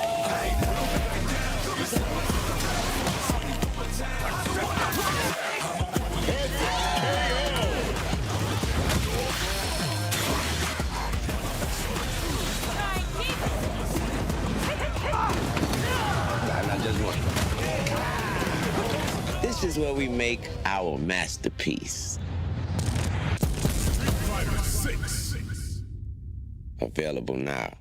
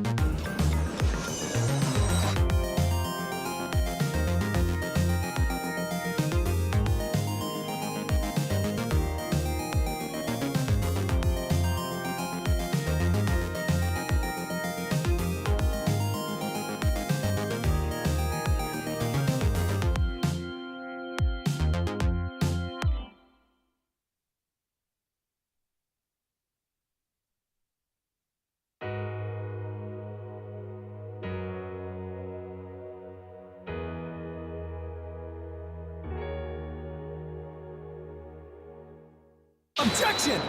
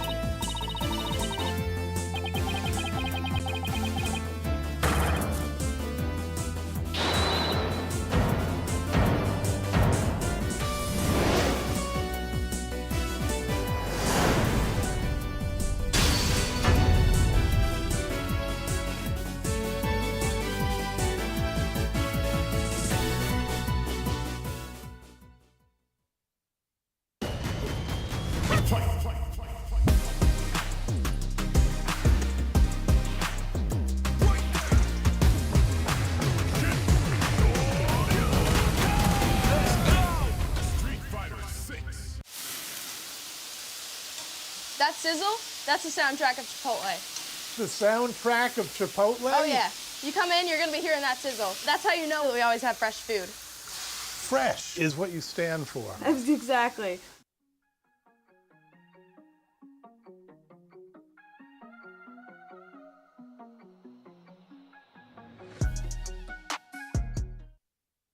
What's good, everybody? Welcome back to the Capcom Pro Tour. Man, it just feels at home being here with you, James, back in the studio and whatnot, calling some Street Fighter 6 now. It is a beautiful day, and that was a beautiful top 16 that we got to call, wasn't it? Oh, yeah, absolutely. And again, just love showcasing all the talent that we have from all over the world. I mean, again, some of these players here saying, oh, you know what, I haven't heard of this player before. Yeah. Or we have, you know, like Rare Bear, I think was 20 years old coming in here. So new blood, old blood, all the same. Doesn't matter how old you are. Fighting games are fun. Keep playing them, man. Yes, indeed, bro. I couldn't have said it better myself. So, yeah, it was a phenomenal top 16. Let's take a look at the top 8 bracket to see how it all shook out, of course, and see our matchups for tomorrow. Kusanagi versus Roger FGC. I'm very interested in that. Obviously, Kusanagi's been rocking the kin, one of the favorites coming out of this region.